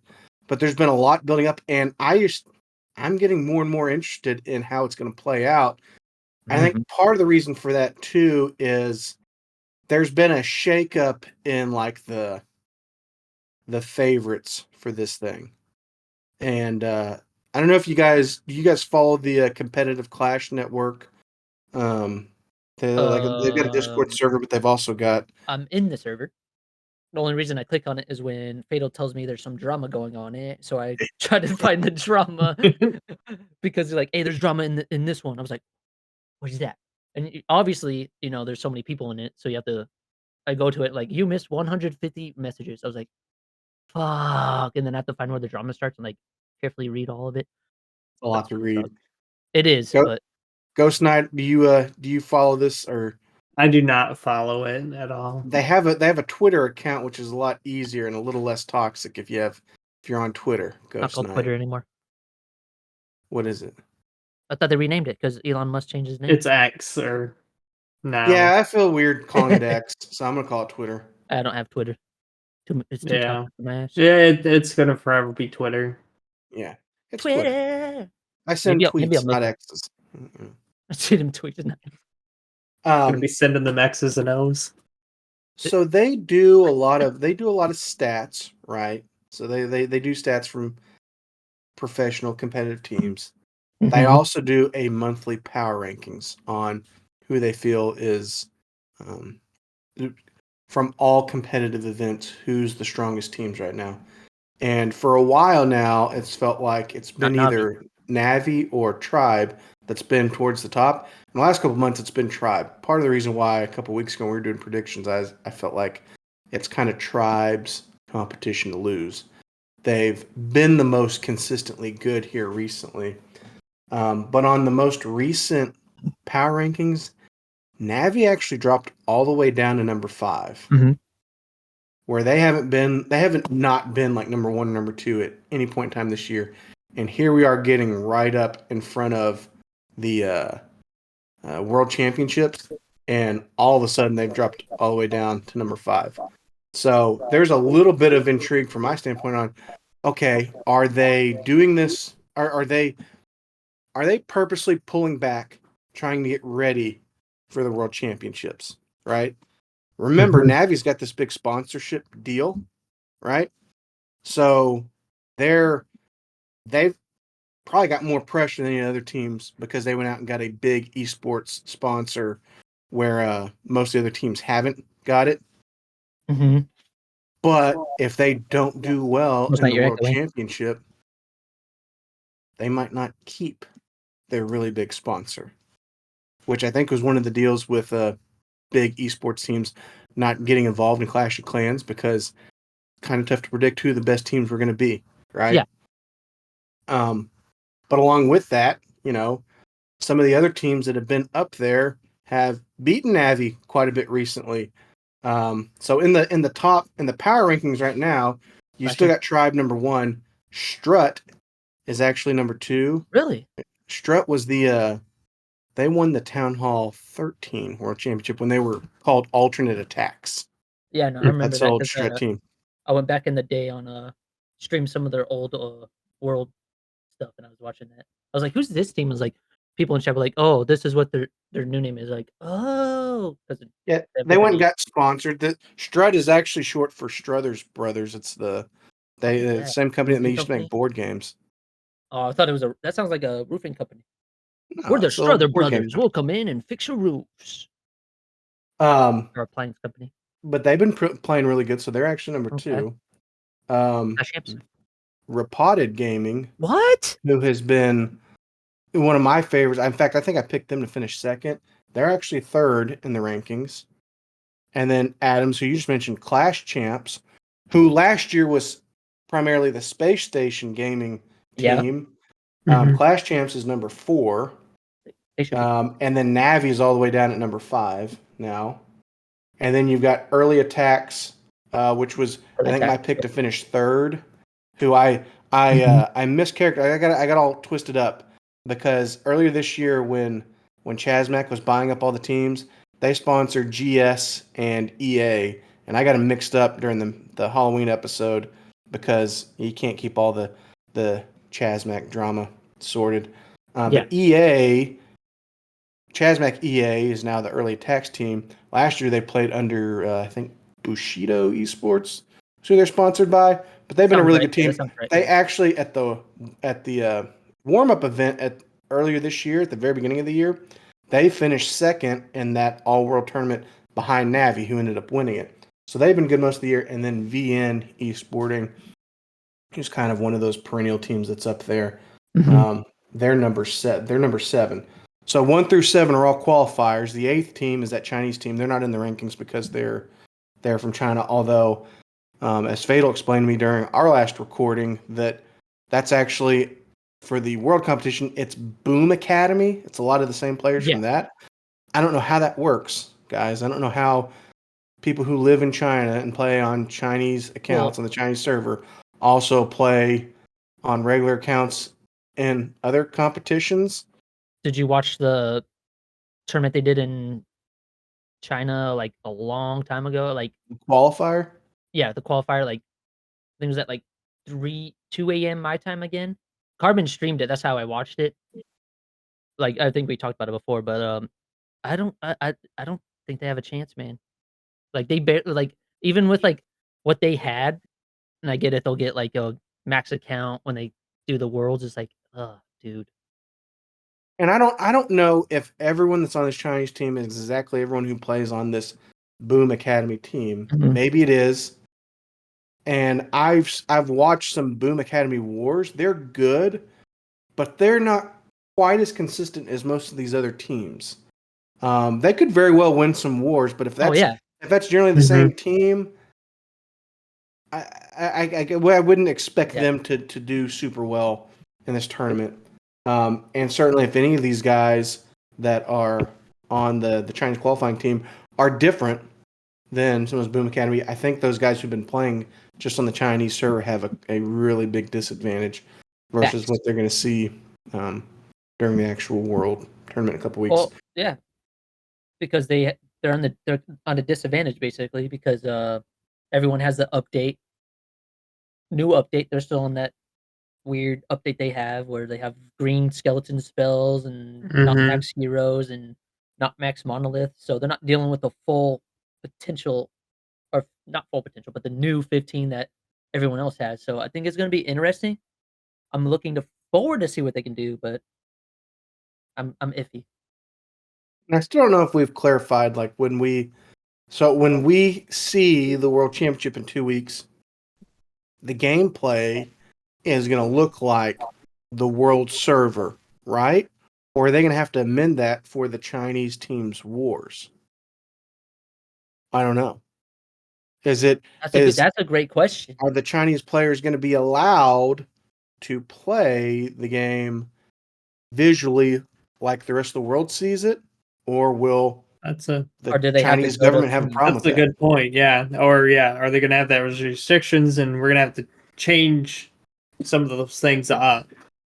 Well, we've talked about that in the past. Like, why don't they have like teams that can't make it to Worlds or to an event still be able to do the event? Just like India, we're talking about India because there's some Indian teams that couldn't come through because getting a passport in India is a pain in the ass. Why can't they do like fork up a little bit, like a couple grand, maybe $5,000 to have them go to like a studio in India and then be able to just stream off that, or have them do it themselves? Like, there's ways they can improve it, but like if a team can't go, that's kind of shitty. It's like, oh, fuck it, you're out. You don't have a passport, you're out. So I get for Worlds, but I still think there should be some leniency. Did you guys hear about the player for VN? I'm sorry, not for VN, for Early Attacks, who didn't get his visa in time? Fatal had mentioned something in our chat about Hayes not having his visa. Adams, did you hear about this? I thought you were talking about the fake dude, right? No, that was the guy in United, and they United. ended up qualifying. Hades. Yeah. Hades, who's a really good player and was actually, I don't want to say he was their best attacker, but during the qualifying, his hit rate was super high. But yeah, because of where he lives, he couldn't get his visa in time to make it to Worlds. So I wonder. I wonder. I know there's a lot of teams out there. I mean, we talked on this podcast previously how like the GS team, which was a world qualifier last year, they didn't even go through the world qualifying because they knew they had some players that weren't going to be able to travel this time around. They didn't get started early enough. I know during different stages of that final world qualifier, there were a lot of teams that got disqualified because of not being able to get far enough along, get visas. VN got all the way to the end and qualified, but then still had a player that wasn't going to be able to get there in time through no fault of his own, right? It's the country he lives in. It's their mess up. Like, it's not his fault. But at the same time, whatever vetting process Supercell was putting in place to make sure that only teams qualified that could actually travel, that still didn't work because we got a team that qualified who now has a player, one of their biggest players, who's not able to make it. And luckily they're able to do a substitute here kind of at the last minute, which I think is the right thing to do. But if you're sitting there, if you were the team that finished one place out of qualifying, Yeah. Are you not sitting there going, well, wait a minute, if they had a guy who couldn't travel, should they have even still been competing that late in the competition? Right? Yeah. What do you guys think? Should VN even be allowed to participate if they've got a player who they qualified with who's not going to be able to travel? It's not like they're just bringing up their sixth guy in the roster to fill in his place. No, the guy who's replacing him is actually Nairomi, who plays for GS normally, who just, I guess he knows some of the EA guys, so he's going to actually stand in to fill in for them, but he's not the guy that was on the team when they were qualifying. Should they be allowed to do that, or should it just be the next team in line? Go first. I thought I feel like that the person should have had been on the team as long as they were on the team currently, why they were doing the qualifying, and that it should be fine. But to pull people from other teams that were also trying to qualify during all of this, I feel like they shouldn't be able to. Just because at that end, why aren't all these other teams start pulling all these other players to try to requalify, or, for like the people that didn't have visa, they'd be like, oh, we're just going to pull this player from this team just because they have a visa. Yeah. That's a good point. I like that. My point is, like, I think that's kind of like bullshit, because you're pulling a person from another team that got disqualified because it's their team, but he had a passport. It's like, oh, let's put him on our roster. That's like that doesn't seem right to me. That's like, so you're just gonna scream your way through the little crack of people that have passports because they live in a country that probably takes too long. Like India, I know it takes like 6 to 8 months to get a passport, and like obviously, if you fork up that money, you get your passport, and you go to Worlds, and you spend up that money for a passport for no fucking reason. Because I bet you, I don't know how much it is in India. I don't live there, but I know for us, it's like 150, maybe $200 for a passport. But for them, it's probably like double or triple that. I'm pretty sure. Like passports don't come easy in other countries, and it's sad that Supercell's like, oh, you don't have a passport, you're out of Worlds. It kind of pisses me off. I think they should be open. Like, if they make it in the top 8, they should be able to play remotely. Figure a way they do a Zoom call. We've all seen Supercell's Twitch streams, right? Yeah. Where it lags like a motherfucker. First of all, they need to fix that. They need to fix their chat moderator too. Like, yeah, whoever that is always they're on one every time. Anytime exactly you mention anyone's name, it's just automatically deleted. Yeah. What's that BS? So, everyone's like sitting there like, oh, Woody needs to yell louder, or this and that, and all of a sudden 600 second ban or timed out. Any criticism, even constructively, against Woody gets removed from the chat. I'm sorry, someone should tell him, hey, you can be really good at this. You just don't need to yell. You just don't need to yell like that. That's fine. Just call it. Just use your good casting voice, okay? Use inside voices. Stop yelling, right? Someone should just tell him. Like, his excitement's great, but when he like gets really loud and overthrows his voice too much, it's a problem. And it's like, when people are hitting that in chat, it's like, come on, moderator, like, just let it go. They're not saying anything offensive. I understand, because there's a lot of offensive people in Clash, especially on the Twitch, and some of them don't get banned. They only ban like stupid shit that doesn't need to get banned. They keep the shit that should be banned. It makes no sense. But anyway, so as far as this qualifying deal goes, I know there's no easy way to say this, because I don't want to take a hard line against Hades, because again, it's not his fault that the visa process where he lives, it takes longer and it's a little more unpredictable. In the same breath, I know Supercell wants their world event to not just be another competition. They want it to be the culmination of their competitive year. They want it done in person because, it's Clash Fest. It's not just the World Championship, it's Clash Fest, right? There's a lot of stuff they want to do to help promote the game around that. All of that comes with an in-person event. Yeah. Having said all that,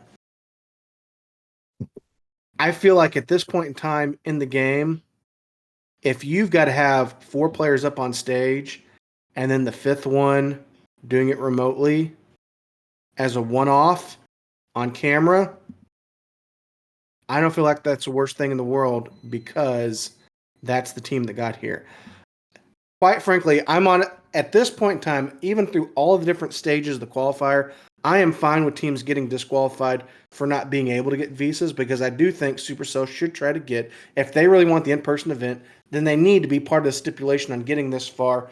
All right, you've got to show us that you're getting your visas or you've already got them. Like you've got to show us that you're in this process in order to get on to the next stage.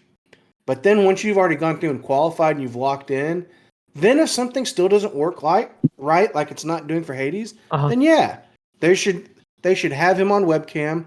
He should be able to hit whenever he wants to. They should be able to go to him live wherever he's sitting in his apartment or his house, wherever, to show him hitting. And if they win a world championship, then his teammates are going to lift a trophy and then they can show his reaction crying in his room alone with tears of happiness because now he's rich, right? Like they can do that, right? And that can still be entertaining. You can still have your photos on stage, right? But do that as opposed to like bringing in someone last minute. Like here's the other thing too, right? Like what if they win? What if they win with their alternate player in there? Their alternate player who normally plays on GS, which I think they're United sponsor now, so United GS, right? What if they win with him? Do they then say, "Oh man, we had such a good run through Worlds. Let's try to run it back. Hades, you're out. And remember, you want to come play with us?" And then what does that do to his old teammates, right? Like all of this last minute shuffling. I mean, what do you do with it at the end? Luckily, I think all of those guys. I think all those guys have played with and around each other long enough that I don't think it'll tear them apart. But it's still what's the point at this far in the competition of doing that? I mean, I don't think one person not on your stage for the live event. Right. I don't think that's the end of the world. I mean, if they did it right, they just show his webcam over where his empty seat is. Yeah, have a monitor up on the stage where he would go. Monitor with his webcam on it. Yeah, I think it's kind of crappy. Like, yeah, you did miss it, Fatal. We're still going though. It sucks when like good teams get disqualified because they didn't have passport. Like so many teams, I know it happens a lot, but like so many teams, miss worlds because they're not able to get passports. Like, that's why I think hard to plan that too. that branding this tournament as the Clash of Clans World Championship is misleading. Yeah, and it needs to be changed. I think they can still have their big money event be in person, but that's their Clash Fest Championship. It's not the World Championship. Yeah, exactly. That's a Clash Fest Championship.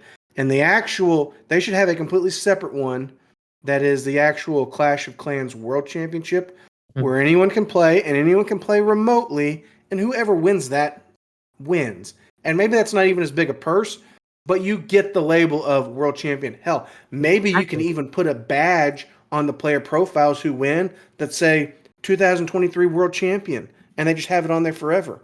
Yeah, that we're in the same.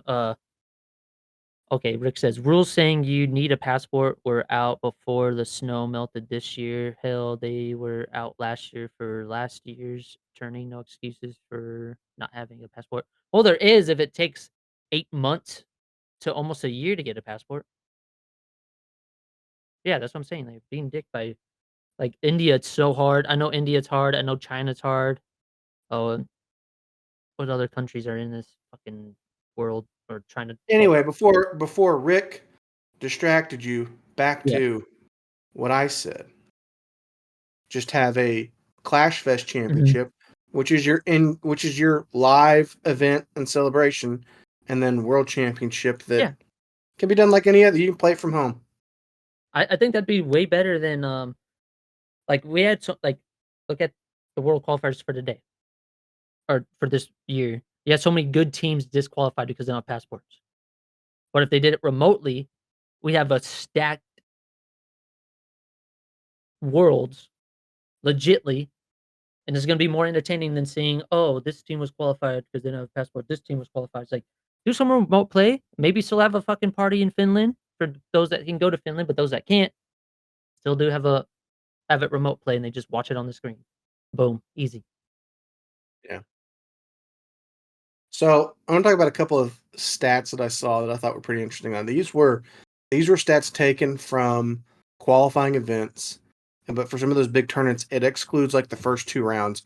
I think primarily because the first 2 rounds, I mean, your draw could be against anyone, and I think generally speaking, for these really good teams, your hit rate really high in those first 2 rounds, your defensive success rate really high as well, and that might skew the results just a little bit. So this is taking out the first 2 rounds of every event.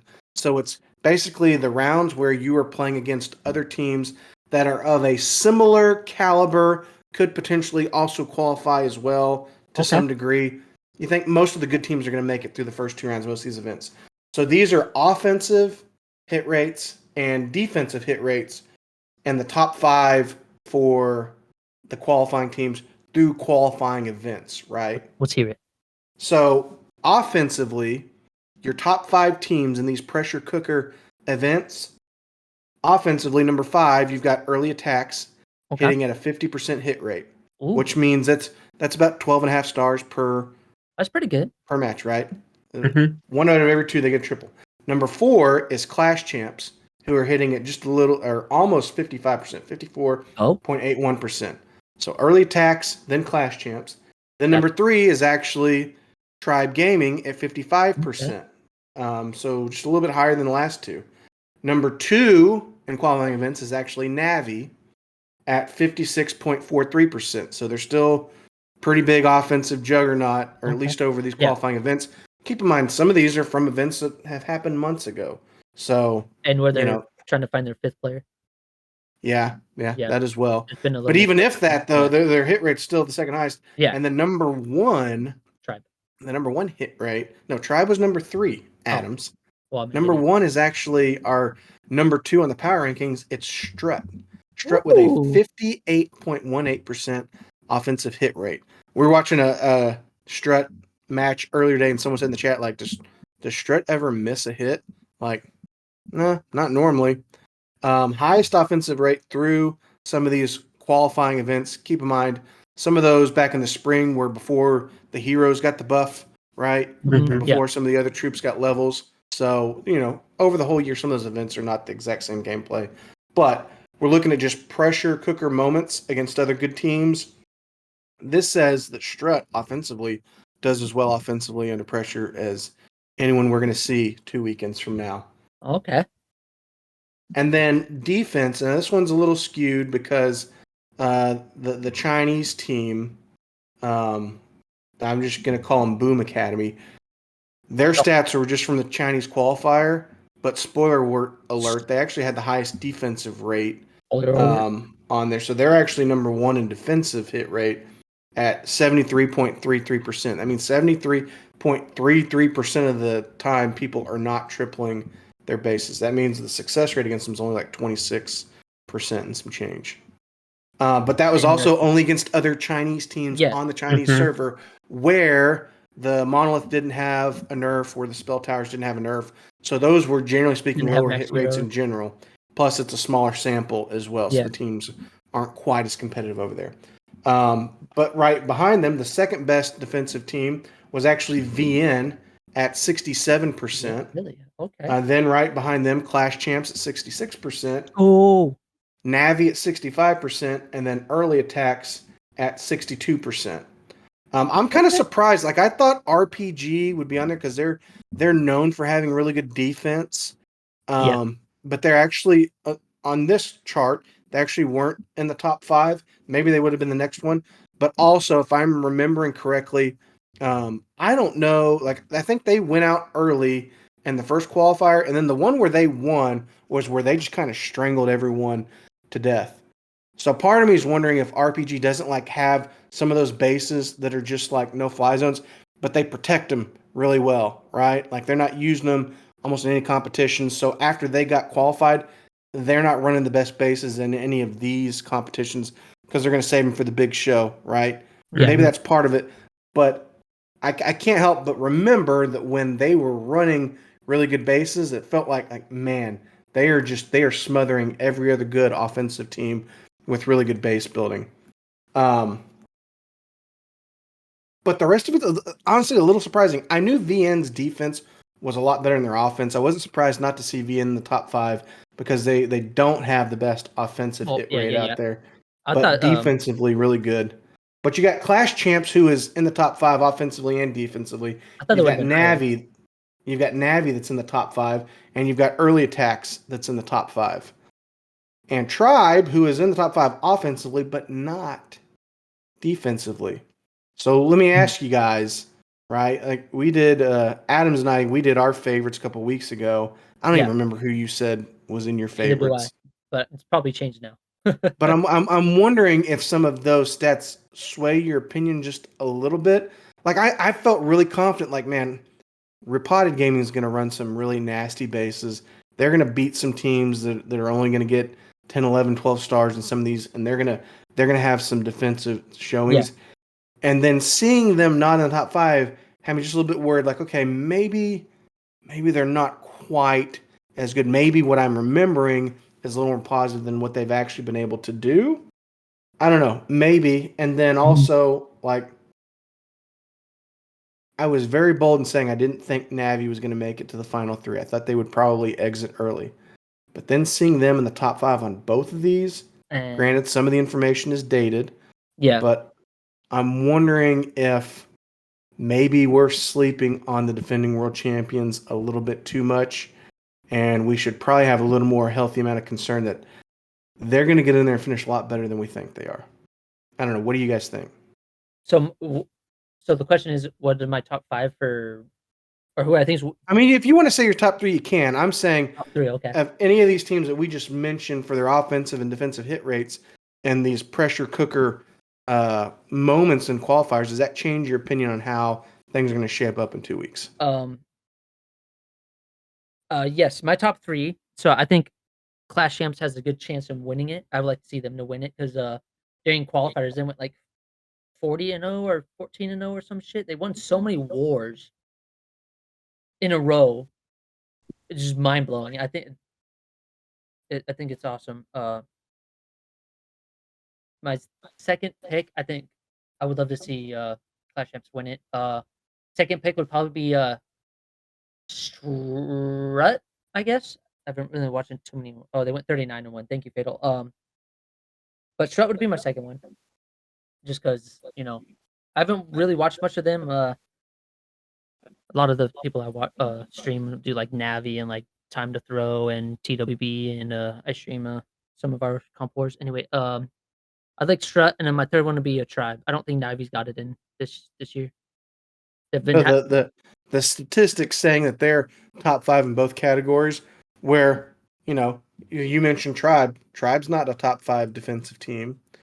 Clash Champs is in there too, but I mean their defensive hit rate to Clash Champs is pretty similar to Navi, but Navi's offensive hit rate is higher than Clash Champs.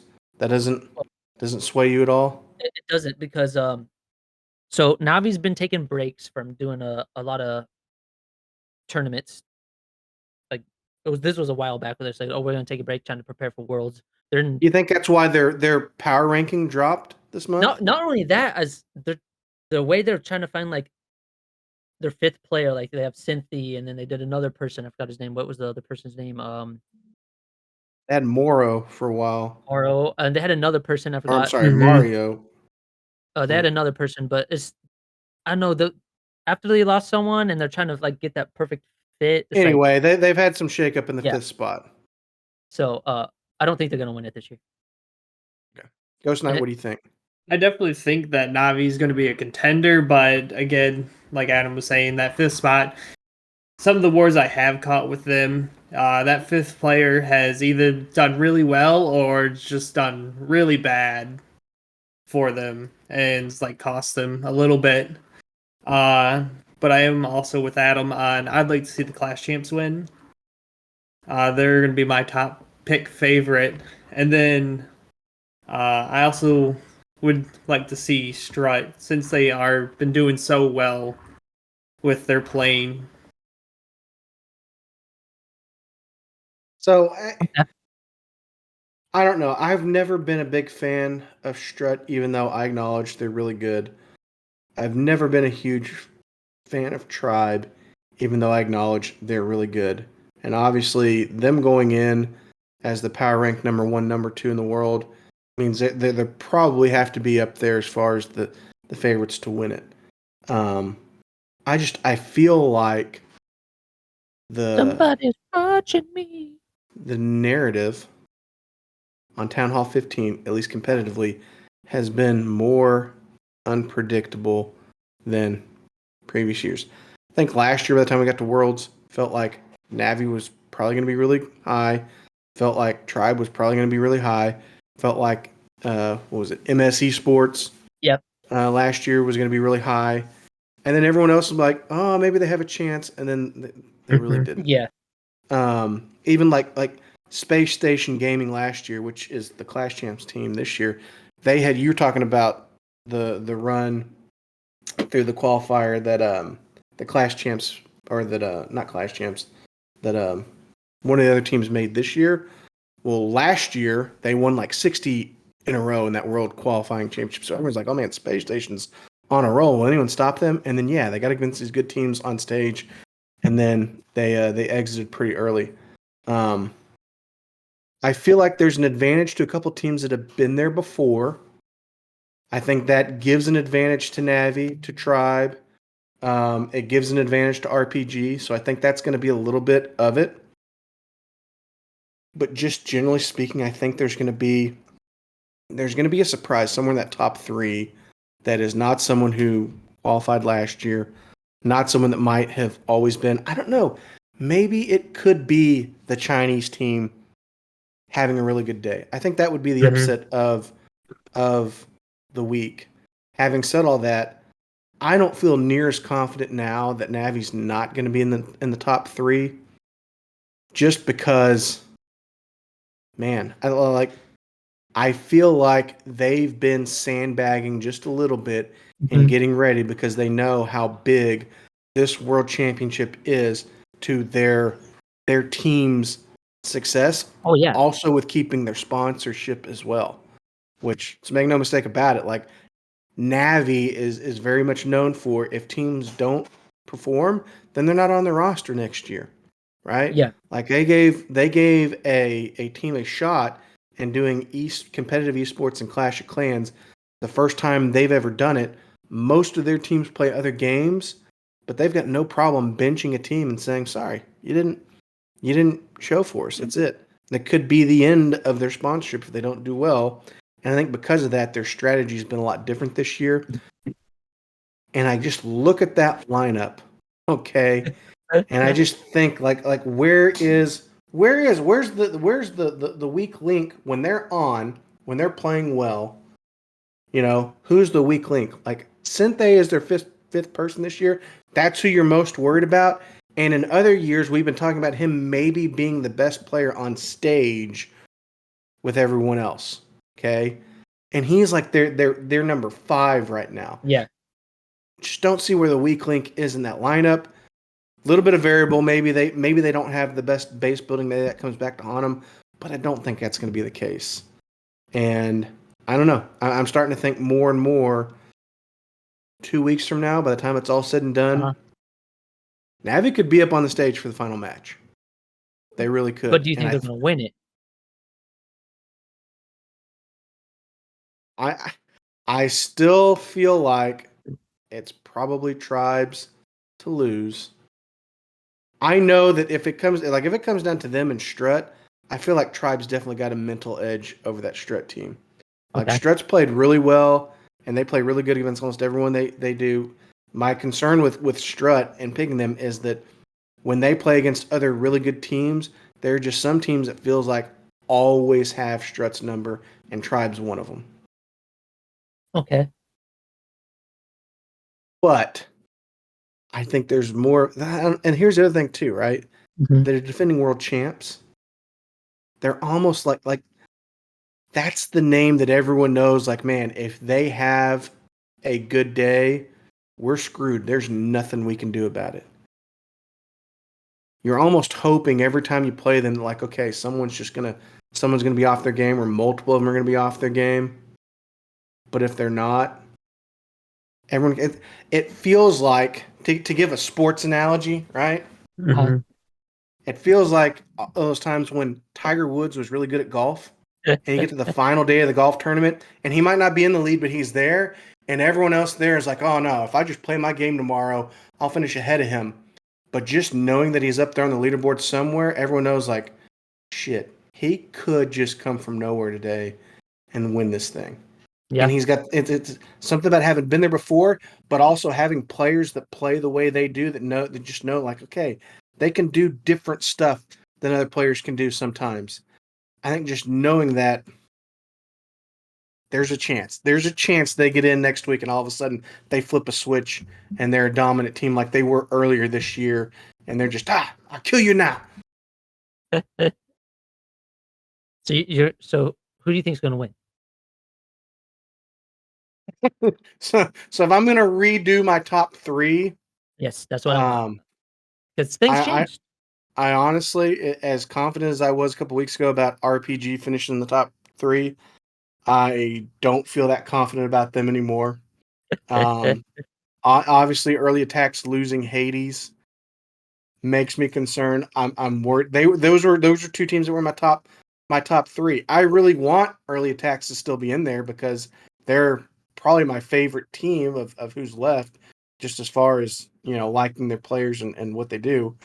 But I think if you're asking me today, my final three is probably Strut finishing third, Navi finishing second, and then Tribe still winning it. I think Clash Champs got it in the bag this year. Clash Champs for the win. I think they're probably the fourth best team. Okay. I think they could also very well lose their first two matches. I mean, the fact they went 39-1 in the qualifier blows my mind. But Adams, Don't Adams me. That's against lesser teams. I don't care. Okay, but that's the same thing. That's the same thing that with Space Station last year. Like they against a bunch of teams were not going to be facing in the world qualifying. They ran right through them, and then it got time to play just the toughest teams. And they're still good. I mean, no one's saying they're not really good, but oh yeah. Anyway, to be honest, I'd be happy with any team winning except Navi. I hate the hype around their team. Like they're obviously OP, but I want someone else to get that world champion logo instead of them. See, I hate the hype too. The problem is they're so good, players. right? I like the players. Exactly. I don't like how everyone acts about them, but that's not their fault. Like Yeah. I like them. It's different when sometimes what I see the Tribe guys doing just annoys me, right? Yeah. Sometimes they act annoyingly, right? So it's easier just for me to not like them as much. But the Navi guys never do anything I don't like. They just everyone else, won't get off their jock strap. So well, I just hate the hype. Like, oh, there's a Navi war. Everyone's got to go stream the Navi war. It's like, what about the other people that might be better, but you only want to watch a Navi war because they're the only people that people want to watch? It's some bullshit. I say, let's let them lose. Let's bring the fucking power to Tribe, Clash Champs, or whoever wins it. If they win again, kudos to them. I'm just sick of the hype. So last question I have for you guys. I don't know if you guys looked through because I put the rosters for these teams in the notes. Did you guys read through those? A little bit. Did you? Not very much. Come on, man. You gotta do some show prep, guys.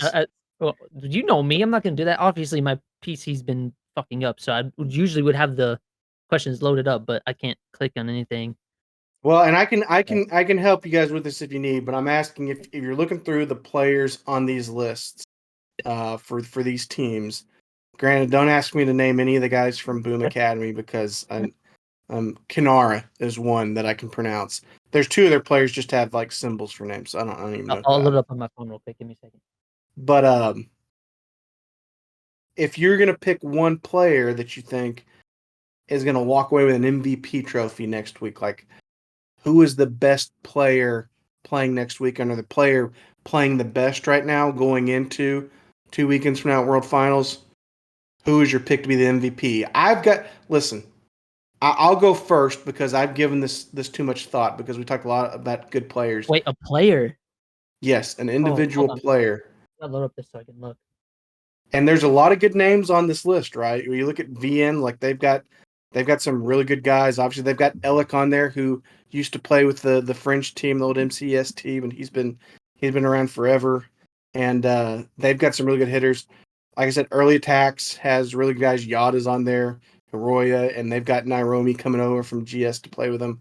So that's gonna be really good. You got the stacked lineup at Stars, Sente, Kloss, Kazuma, Stars, like Gaku. Who's the weak link on that team? Clash Champs, which is Adam's favorite. It has P. Castro and Celinho and some other good players over there. Repotted has some guys that can have really good teams. Like Tim Tastic is a really good hitter for them as well. You got Strut, who has some really strong players. Who has Darkstar and Riga Torres, and Ast is on there. Philip and Ninja, whatever you're saying it now. Ninja. Yeah, they've got some good players as well. And then Tribe with another stacked lineup: Exorcist, Kronos, Nebrax, Rakiras, and Yo-Yo. Like, who do you pick? How do you pick out of those? Like, who's going to be the person who has the most ice in their veins 2 weeks from now? Oh my gosh, dude, you hit me with a hard question. I don't know. There's so many good people. I didn't hit you with a hard question. I sent you the notes yesterday. You just chose not to. No, I'm looking at. I even asked you again this morning if you read them. You chose not to read them. But I told you. This question is in there. Who is your pick for most valuable player from the World's Finals? I've got a feeling, again, because I'm picking Tribe to win it, I've got a feeling that the MVP is probably going to come from this team. They might, quite frankly, have multiple guys that just go through next weekend with perfect hit rates. But if I had to pick from their five, who's the most likely in my book to do it, it's Rakiras. And really? I think over the last couple of years, if you look at like hit rates and really big, tough tournaments, he's got one of the highest out there. I think he had the highest in the world at Town Hall 14. Granted, that was an easier meta, but he's got that ice in his veins. I think that big money moment. I think we're probably here 2 weeks from now talking about, man, Rakiras didn't miss a single hit all of the World Finals against everyone he saw.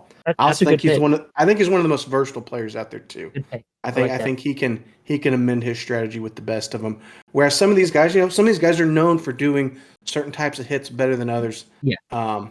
I think he would be my pick to come out 2 weeks from now as the MVP of the tournament. Okay, I like that. That's a good pick because I've watched a lot of Tribe, or not Tribe, Strut. Right? Wait, you said Tribe. You said Rakiras. What'd you say again? Rakiras. That's on Tribe. Okay. I'm gonna mispronounce his name on Clash Champs. Who are you talking about? P. Castro? Yeah. I think he's my MVP choice. He's really good. I think Fatal was saying in chat that he's got like a 74% hit rate right now. Might have to impress me on that, but yeah, I think he's good. I've watched a lot of their wars and stuff that have been streamed. I wish I could stream their wars, but I'm a piece of shit. But yeah, I think Castro has got it in the bag for MVP for Clash Champs. You think Clash Champs are going to win it, and he's going to take home the MVP? Yeah, buddy. It makes sense that the MVP is probably going to come from a team that wins it. I think Clash Champs going to win it. I'm all in. Ghost Knight, have you figured out who your favorite's going to be? Yeah. I mean, I know Adam's going to hate it. I know he's going to hate it, but I don't think the MVP is going to come from the winning team. because I feel like the MVP is going to come from Navi somewhere, just because that team is super stacked. Not anymore. It's going to be, not anymore, but the fifth player, I think, in the end is going to one that's going to screw it up for them. But if I had to pick, it's either going to be either Stars or Goku. Or Gaku. Oh, okay. Pick one. Pick one. Who's your One. MVP? You Pick can't pick two. One. We're going to go with Stars. Oh, go So you think all that Legends pushing is going to pay off, huh? Yeah, I think so. Can I do a second nominee? Yeah, who's your second pick, Adams? I'd say Who's the second name that you read? VN Esporting. Because he's been doing good too. iPro? Yeah, he's all right. Okay. I could see VN losing the first two matches and being done. I think that's part of the reason. Like, I think they've got some good players, but to be the MVP, like, you've probably got to be there on the final day to have enough hits for people to think of. Yeah, man, he was the. Like, you could think about this, right? If you go 2 for 2 in the first two wars, like 100% in each one, but you only get 2 wars because then your team gets eliminated, no one's going to think you as the most valuable player, even though you did the best you could because you didn't stick around later. That's why I think that if the winner doesn't come from the winning team, it's got to be from someone that's going to be there at least on the final day. Facts. I like it. Okay. All right.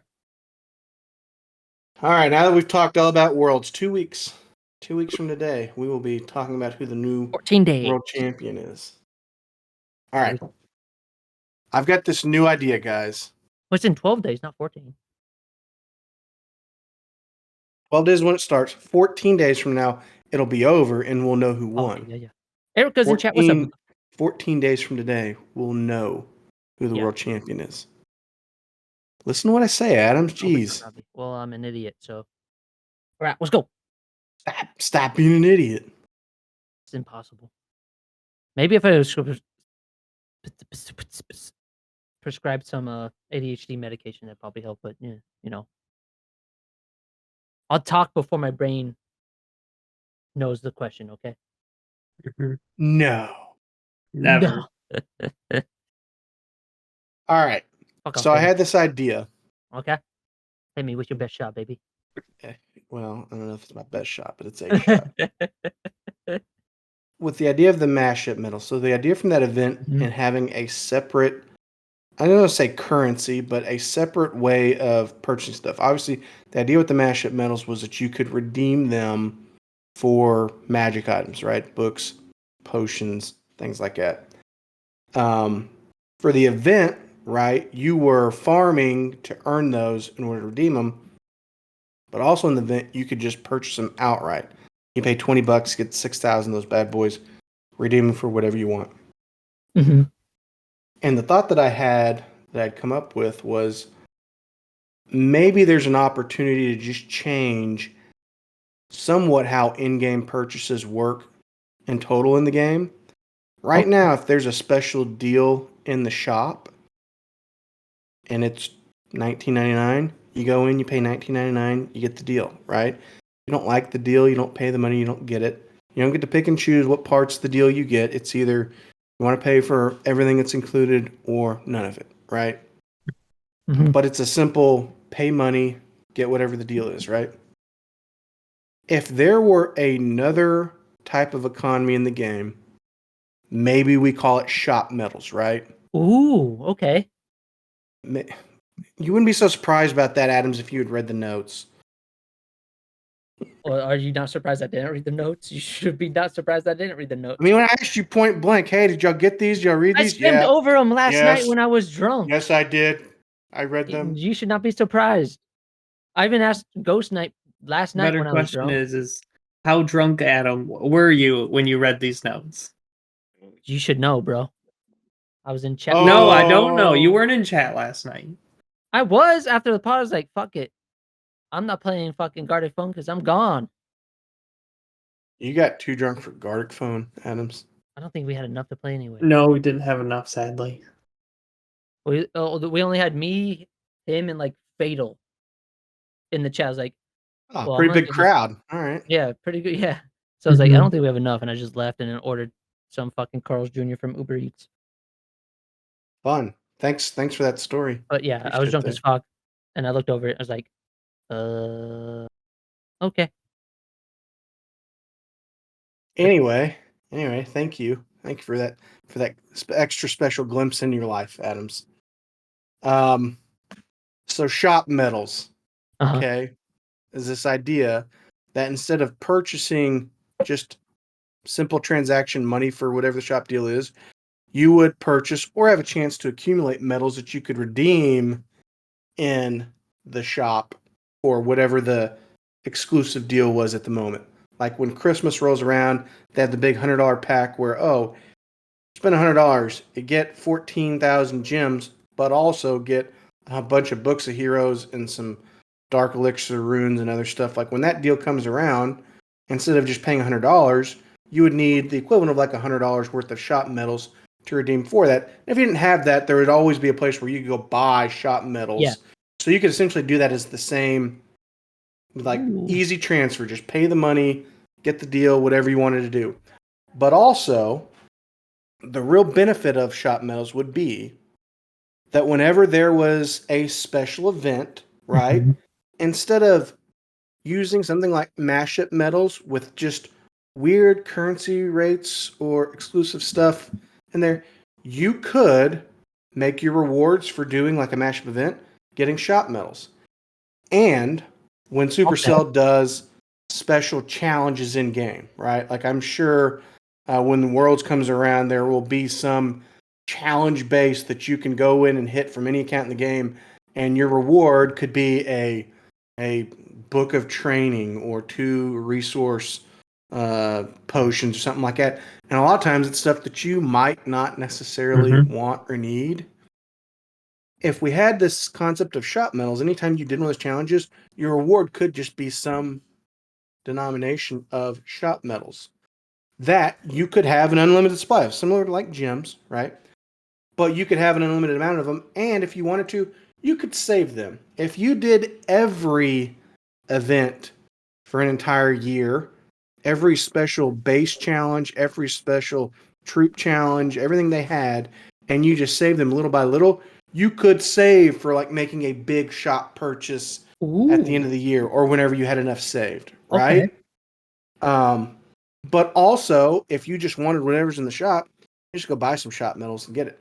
Or let's say that like one of these big $100 deals in the shop after Mhm. there's an update or at Christmas. Let's say you really wanted one of those.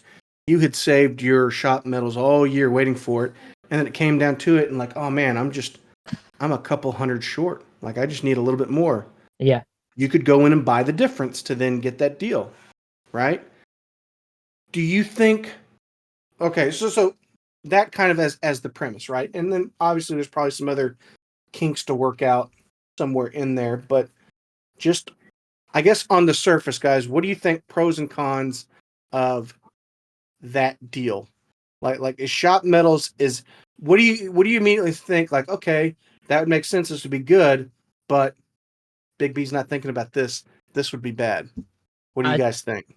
I think for the free to play player, that's awesome. Because they can gain medals, get like shop deals, obviously you have to get the medals for it because you have to contribute that to cash and whatever. But I think that's a good idea for the free to play players. And also maybe even for the people that spend money is like, hey, I don't have enough money to buy this. But if they have enough shop medals, they can grind it out and get that expensive like $50 pack that comes with stuff. So I think that's a great idea, even for everyone all around. Is you don't want to spend Mhm. money, but you can grind out the medals, don't have to spend money and get those packs. Send to you, Ghost. Now, what do you think? I really like the idea. I think it could very well be implemented because, like you said, there's those potions that we just do not absolutely care about. We're just trading them in for gems anyway. Uh, Or just not doing the I challenge at all, yeah, I would say a which lot is of times normally I'll just find which is normally myself what I do. I just don't do them. yeah, most of the time I'll be like, oh, I don't care. But I mean, if there's like a book of heroes, like I'm going on my way to make sure I'm doing those challenges, then but I feel like it would definitely make people that normally don't spend money on the game, if they were like super close to getting that big pack that they had their eye on or something, and it's about to end, that, oh, I'm just going to go spend a couple dollars to go get those extras. I think it'd lead to maybe more smaller micro purchases for them. Yeah. In the end. Just kind of what their business is all built Mhm. on. I mean, that's pretty much any game nowadays is micro purchases. Look at Call of Duty; they make more money off of micro purchases and shit. So Oh, it makes sense. question But to it though: with these shop medals, would you be able to possibly trade them in to buy some gems in order to use those for like donating with the gold pass or stuff, or would they have? Would your idea be that so much equivalent of these shop medals would equal so much of a troop with a gold passer? So initially, my thought was that great point. it would primarily be for, it would just replace things in game that you would just normally pay money for. Mm-hmm. So I guess hypothetically, if there were gem packs in the shop, yeah, you could redeem them for just gems. Although, what are you redeeming gems for, right? Mhm. Either donations or redeeming gems to finish an upgrade or buy a book or something in the shop. So a lot of it kind of crosses over. I think one of the questions I had written down was, does this lessen or cheapen gems?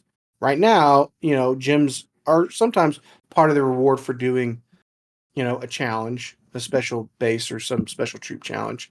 So they're kind of already in that frame.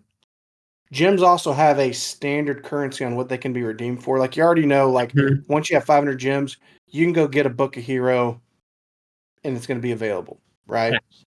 With shop medals, you're kind of, you got to wait till that deal is available in the shop, and then whenever it's there, sometimes it's there for a day, sometimes 2 days, sometimes 7 days, right? It changes, but you kind of have to. You can only redeem it when that stuff is already naturally available. And then after I was thinking that, I thought, the other thing, if it was shop medals were essentially replacing just a straight money purchase in the game, you should be able to redeem it to purchase your gold pass. Like there would be some Ooh, equivalent, okay. like, okay, the gold passes, whatever. Like let's say it was simple, right? Let's say it was uh every shop medal was the equivalent of like a US penny or something like that, right? And Okay.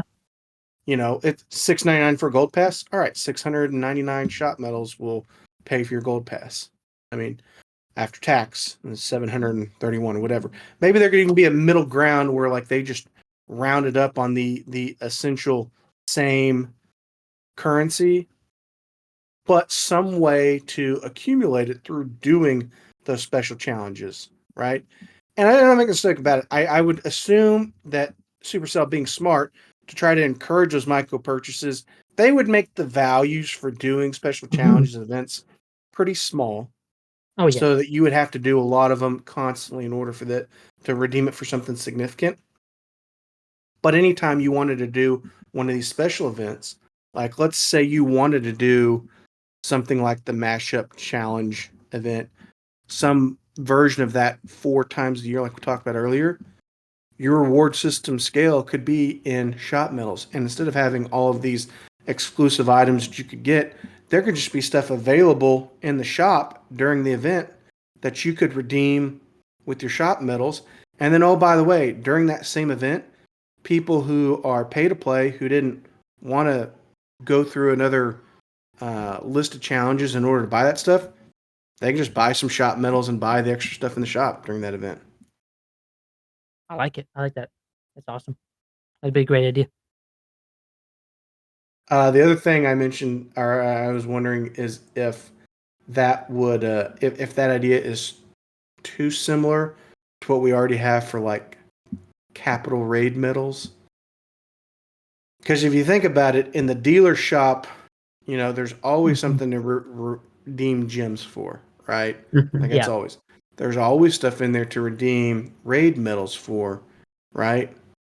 The shop medals, is that too many things that you've got to redeem some other mathematical currency to redeem stuff? And does that complicate it too much? I don't know. I'd say with the store thing, it'd be better for like people that have the gold pass but can get the store medals and just like buy like a $5 pack of gyms and have gyms available for like filling CCs and CWL and stuff. I think that'd be better. It'd be a new twist to it instead of just, oh, you have raid medals. This is all the things you can get for raid medals. And yeah, if you're a 15 and the only thing you have to worry about is walls, you're gonna buy everything, just sell it off for gyms to help your clan help you. You buy the gold pass, but I like that. I like that effect. To have a store medals so you can actually buy stuff, or maybe even get a discount. Like you have so many medals to it, then it's gonna take that percent off or that amount off of the, and then you only have to pay so much in cash or with a card. I like that. I like that plan. What do you think, Ghost Knight? Are there too many holes in this? Is it too similar to other medals that you already have to redeem? I think it's similar, but I don't think it's too similar because it doesn't really have to do with those single item purchases, where you have your gems, like you said, 500, you get one book of heroes. That's all you're saving up for. You just get that one book. And then the raid medals, it's a lot of those like smaller items, those potions, if they have them in the shop at that current time. Because as we all know, they rotate some of those potions out. That way they're not like overinflating the economy. Just people aren't sitting there buying those only. I feel like they would see a really good feedback from it, because then it's putting more power into the player's hand on what they're getting from those small challenges, and that to where I believe that it's going to be more beneficial to maybe keeping some of these players active into the communities and doing what Supercell wants them to currently be doing, whether it's the producing the champion skin like they have out right now, playing something on the order like that, to where they're actually like seeing all these other cooler things, cosmetics and stuff they're putting in there, to where, oh, I think this is really cool. It switches your troops or whatever. Maybe I'll buy that as well.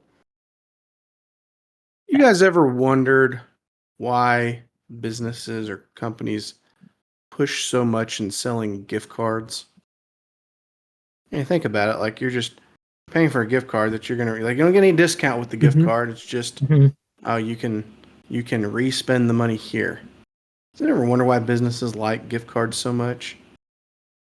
It's That's a not good point. always do you pay for, like, redeem all the money often, or sometimes you just lose them. So not necessarily are you always taking the goods from them. So the Yeah. best benefit of selling gift cards is when you sell them, the business collects money for them, and the person either never uses them or doesn't use all of them. Then you've essentially just given that business money for nothing. Think about it from a business standpoint from Supercell. If you were to buy a large amount of shop medals, and then for whatever reason you stopped playing and there was 700 left in there, that's money that you've just given Yep. to Supercell that you've never redeemed. Versus right now in the shop, anytime you buy something, like it's there, right? It's in your inventory. Yeah. Maybe you don't use all the magic items, but you've got them, collected them, they're on that account. If the difference was that you were buying shop medals, it's kind of like buying a gift card for the shop, right? Mhm. And you got a big enough gift card, you can redeem whatever's available. And if for whatever reason you leave the game and you've already bought those shop medals, but you didn't redeem them, well, that's just extra. That's extra coin that Supercell wasn't making previously. Yeah. And I really think the other angle that you guys touched on a little bit. I think when you look at free to play players, first off, yes, you need them for the game. Yes, you need them to have a voice. You need players to be able to figure out what life is like progressing through the game without getting to jump ahead on stuff. Mm-hmm. However, if you are looking at the economy of the game and trying to find a way to, make as much money as possible out of it, which from a business standpoint you should be doing, someone who doesn't spend any money on the game, but might have some disposable income, maybe they just don't do it out of principle, and then you've given them, 800, 900 shot medals, and they just need 1,000 to get that really big pack that's in the shop. Yeah. Like, man, if I just bought like $5 worth of shop medals, I could get this huge deal that's in the shop because I've got medals saved up. That's $5 you weren't making before. Yep. Because you didn't have shop medals. Great idea. I love it. I'm sure there's a drawback somewhere. I think this is a good time to promote and announce it. If you have feedback on the shop medal idea, you feel free to hop over to the Clashuals Discord server. We'll link it in the show notes, right, Adams? Show notes? Yeah. We'll link our Discord server. Which I will link it. I will get a link because have to. We actually so we created the server for the Pod Wars event, and when Pod Wars was over, we just turned it into the Clashuals Discord server. So there's really not many people in it just yet, but it's a great place for you to give us feedback if you have feedback on. There's a lot of people in it because people that were part of the Pod Wars stayed in it. And by the way, Big B, we haven't done a podcast, just you and me, talking about the Pod Wars. I know we've been going on for almost 2 hours now, so I just want your intake. What do you think about the Pod Wars, man? Like, did you like how it went? You want my intake? What word am I supposed to use? You'd appreciate input. Input. Well, I mean, you set it up, so what's your input on it? I don't know. I haven't thought a lot about it last couple of weeks. So we did talk about it on the Halloween mashup episode we did. Yeah, we did a little bit a couple of weeks ago. I still think for the most part, I feel generally the same about it. I felt better. Fun, right? Do what? It was fun. It was a blast. It was fun. It was a grind. 8 hours was. I'm saying, like, it was a grind doing 8 hours, but it still was a blast. It was awesome. I still have to edit that video, but yeah. Anyway. Adams, I don't think anyone's expecting you to edit those videos now. Oh, I'm editing it. I think everyone's given up on it. I haven't done it yet because I'm a junk piece of shit. Anyway, it was fun, and we have a question from chat. When's the next Pod War? I don't know.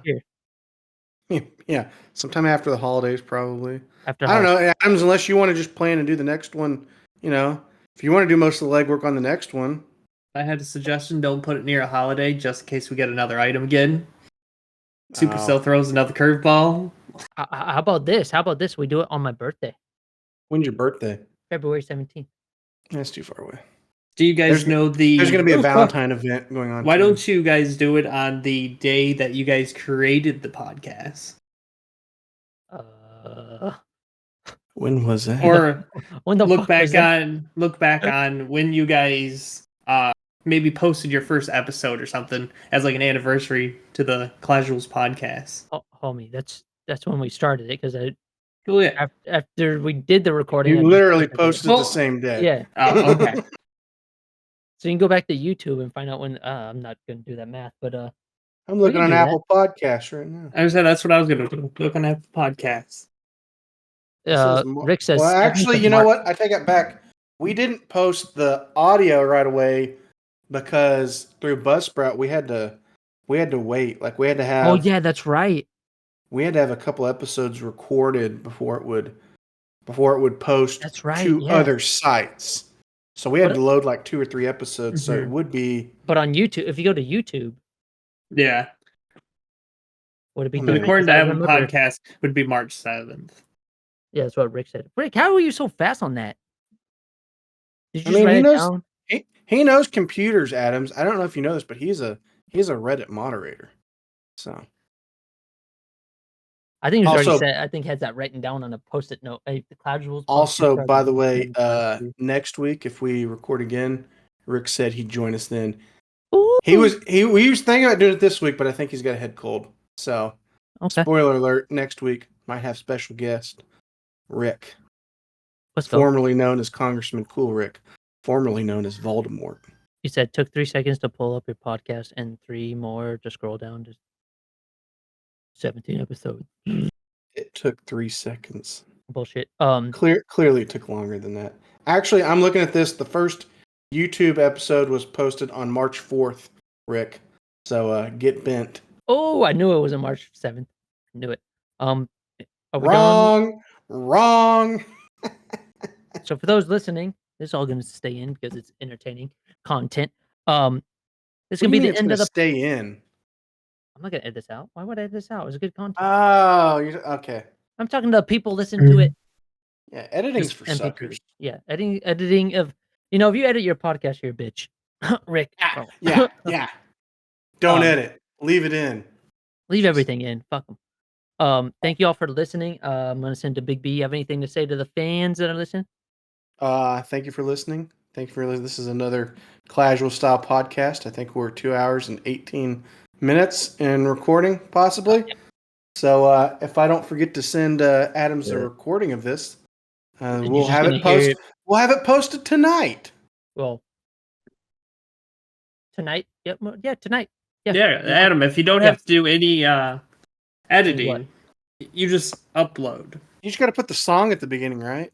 Well, so I'll talk to y'all later. I'm not going to include this at the end of the podcast, but I basically edit out the intro and the bullshit and then put the intro on its own episode. So, Ghost Knight, you have any sending messages off for being on the podcast for third time? Third time. Almost 4th time. Has it been third time? Well, feels like more than that at this point. I mean, that number is a fluid topic, right? Some say there's a certain number. Some people claim there's I don't know. episode somewhere else out there. I don't know. I feel like I've been on and off so often. I've lost count of how many episodes I've done with you guys. Wow. Okay. So, you got any sending off words? Say it now. Download. No, Subscribe. don't have any. Download. Subscribe. Download the podcast. Subscribe. Anyway, thank you all for watching. Appreciate you guys. I got the link for the Discord in the show notes. Exactly. If I remember to do it. All right. Thank you all. Bye.